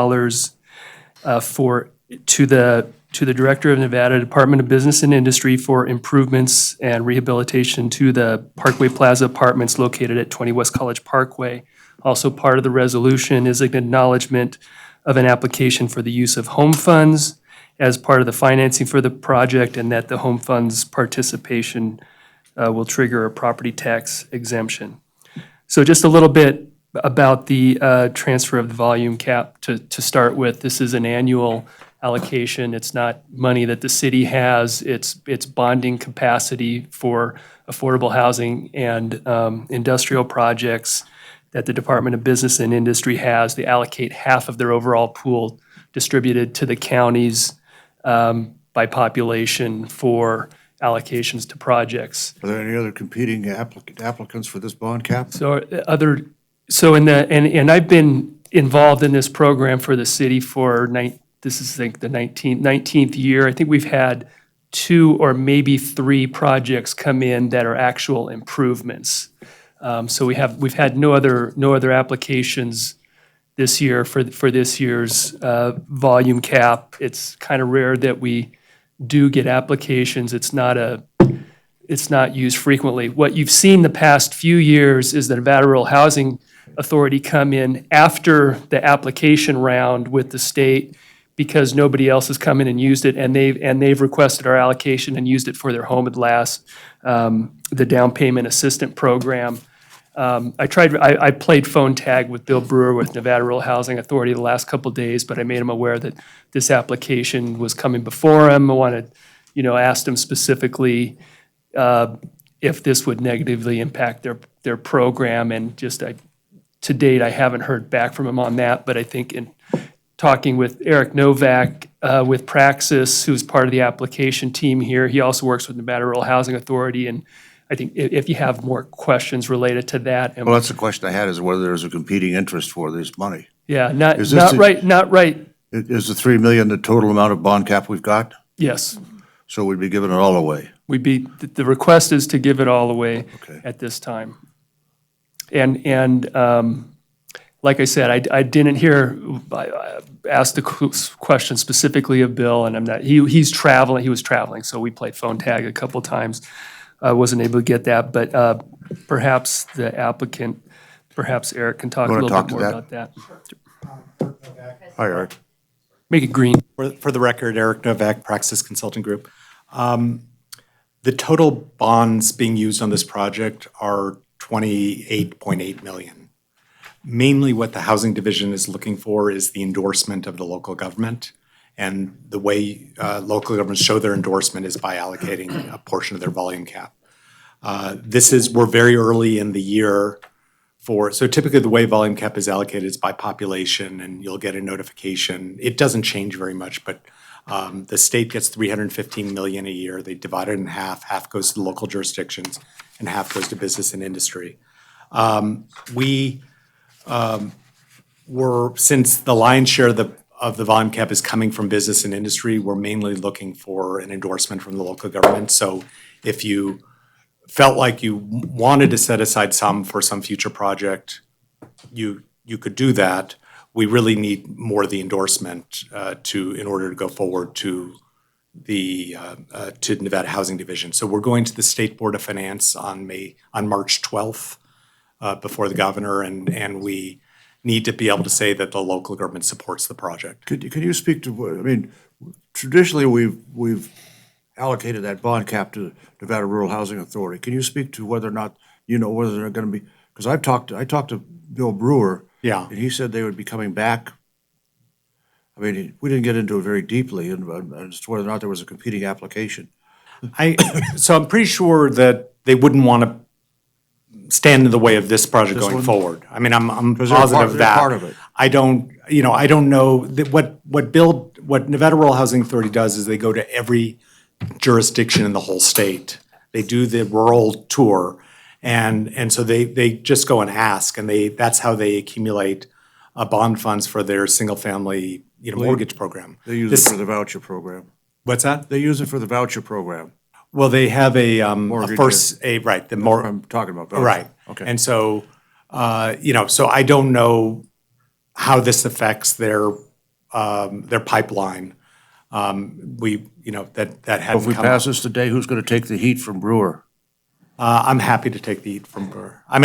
This is what, we do this in every jurisdiction, and they always ask us, well, Bill comes to us for this, and so, but if you wanted to do something of give us two and give him one, I don't think that affects, since our total bonds are $28.8 million. Okay. It's not going to affect. I got several lights up here. I don't know who's first. John? Well, the question now is, if you're going to the state in March, could we do this in 2 weeks? And that would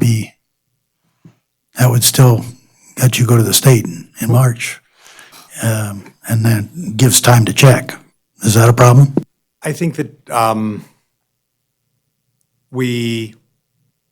I guess you could do that. It is as I said, it's what they're mostly looking for is some acknowledgement from the local government that they support the project. What they don't want to happen is to, go to the governor and then find out that this is a project that the local jurisdiction didn't support. I guess what I'm saying is, if you have the time, it gives us the opportunity to check. We'd probably still give you the endorsement, and we could find out what Bill has to say. And as you say, maybe divide it, maybe he'd say take it all.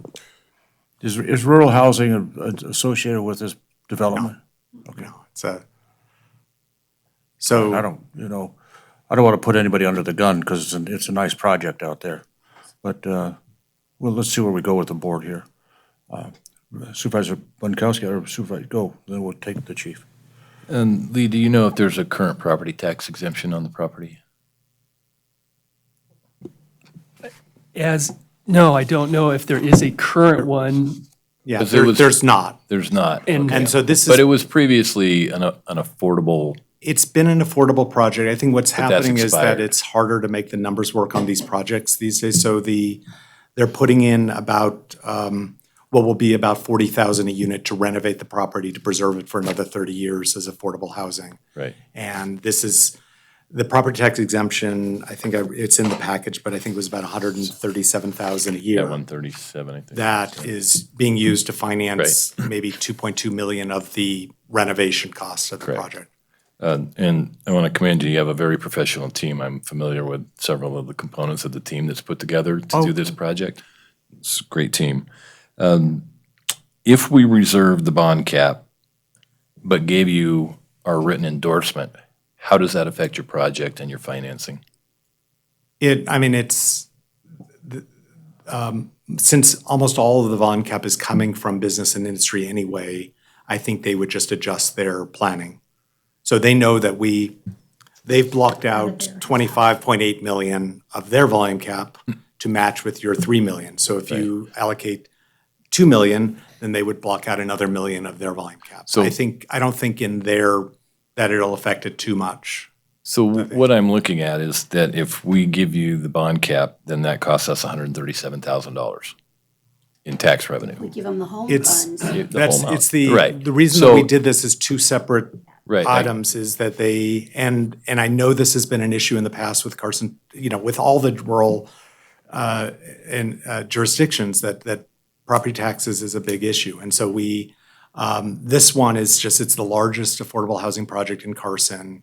When I know I'm their consultant, but I'm looking at the overall numbers. They're purchasing it for a reasonable cost. The money is really going into the renovation of the property. And Right, that's, I understand all that. My concern is that if there's a way that we can meet your needs without losing the revenue, then I would like to know that. So if we can give you a written endorsement, does that get you where you need to go with the state to be able to successfully move forward with the project? So I'll let the developer, I think this is the core issue of whether the project's still viable without the property tax exemption. And that's only something for the developer to address. Because you're losing 2.2 million, right? Sure. Daniel Kirkpatrick for the record. We're working with two different issues here. One is the bond volume cap allocation. The second is the home fund endorsement with the property tax exemption. The property is not financially feasible without the property tax exemption, but probably would be feasible without the $3 million from Carson City. Bond. Correct. And just for the record, also, we are very aware that we are visitors here and my development company is from California. And so when we are going to pour this $11 million of construction contract into the property, we're hiring all local general contractors and subs to make sure that $11 million stays within the community. Just so you're aware, you may or may not be, but we've had issues with projects like this in the past where they got the property exemption and then didn't comply and then had to come back in front of the board at a later date. So we want to have some assurances that that isn't going to happen in this case, that if you get the property tax exemption, then you comply with all of the conditions of that exemption. And so, expect that. If we move forward, expect that those conditions will be asked for at some point in the future. Definitely. Most of the, there's a 30-year deed restriction recorded on the property that maintains the affordability. And so that's part of their bond financing and their tax credit financing, and is monitored annually by the Nevada Housing Division. So at least that part of it, we can assure you, is they have everything to lose by not following the regulatory documents of the project. That was my question for Lee, is that who, because of the sales tax or the property tax exemption, who monitors that? I think you answered that. But do we get that? How does it come back to us if they raise rates to, 120% of AMI?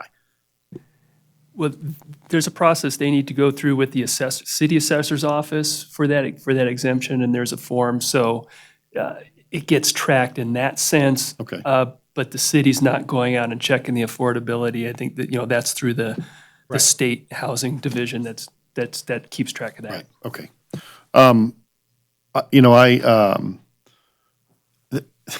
We had the same conversation with the property on Butteye Way, so to speak. There's really not much we can do as a local government except to keep, infrastructure affordable and to affect affordable housing. We know that we need affordable housing. It's right up there with the road issue that John's talked about. There's no question. And offering everything you're offering at 60% of AMI is impressive. So I support this. I know that Nevada Rural Housing Project in the past has used those funds, but my recollection from the last time Bill was here was earlier this year, and it was to get funds that no one else had used. And Bill specifically made that mention during the presentation, that, he doesn't want to stand in the way of projects.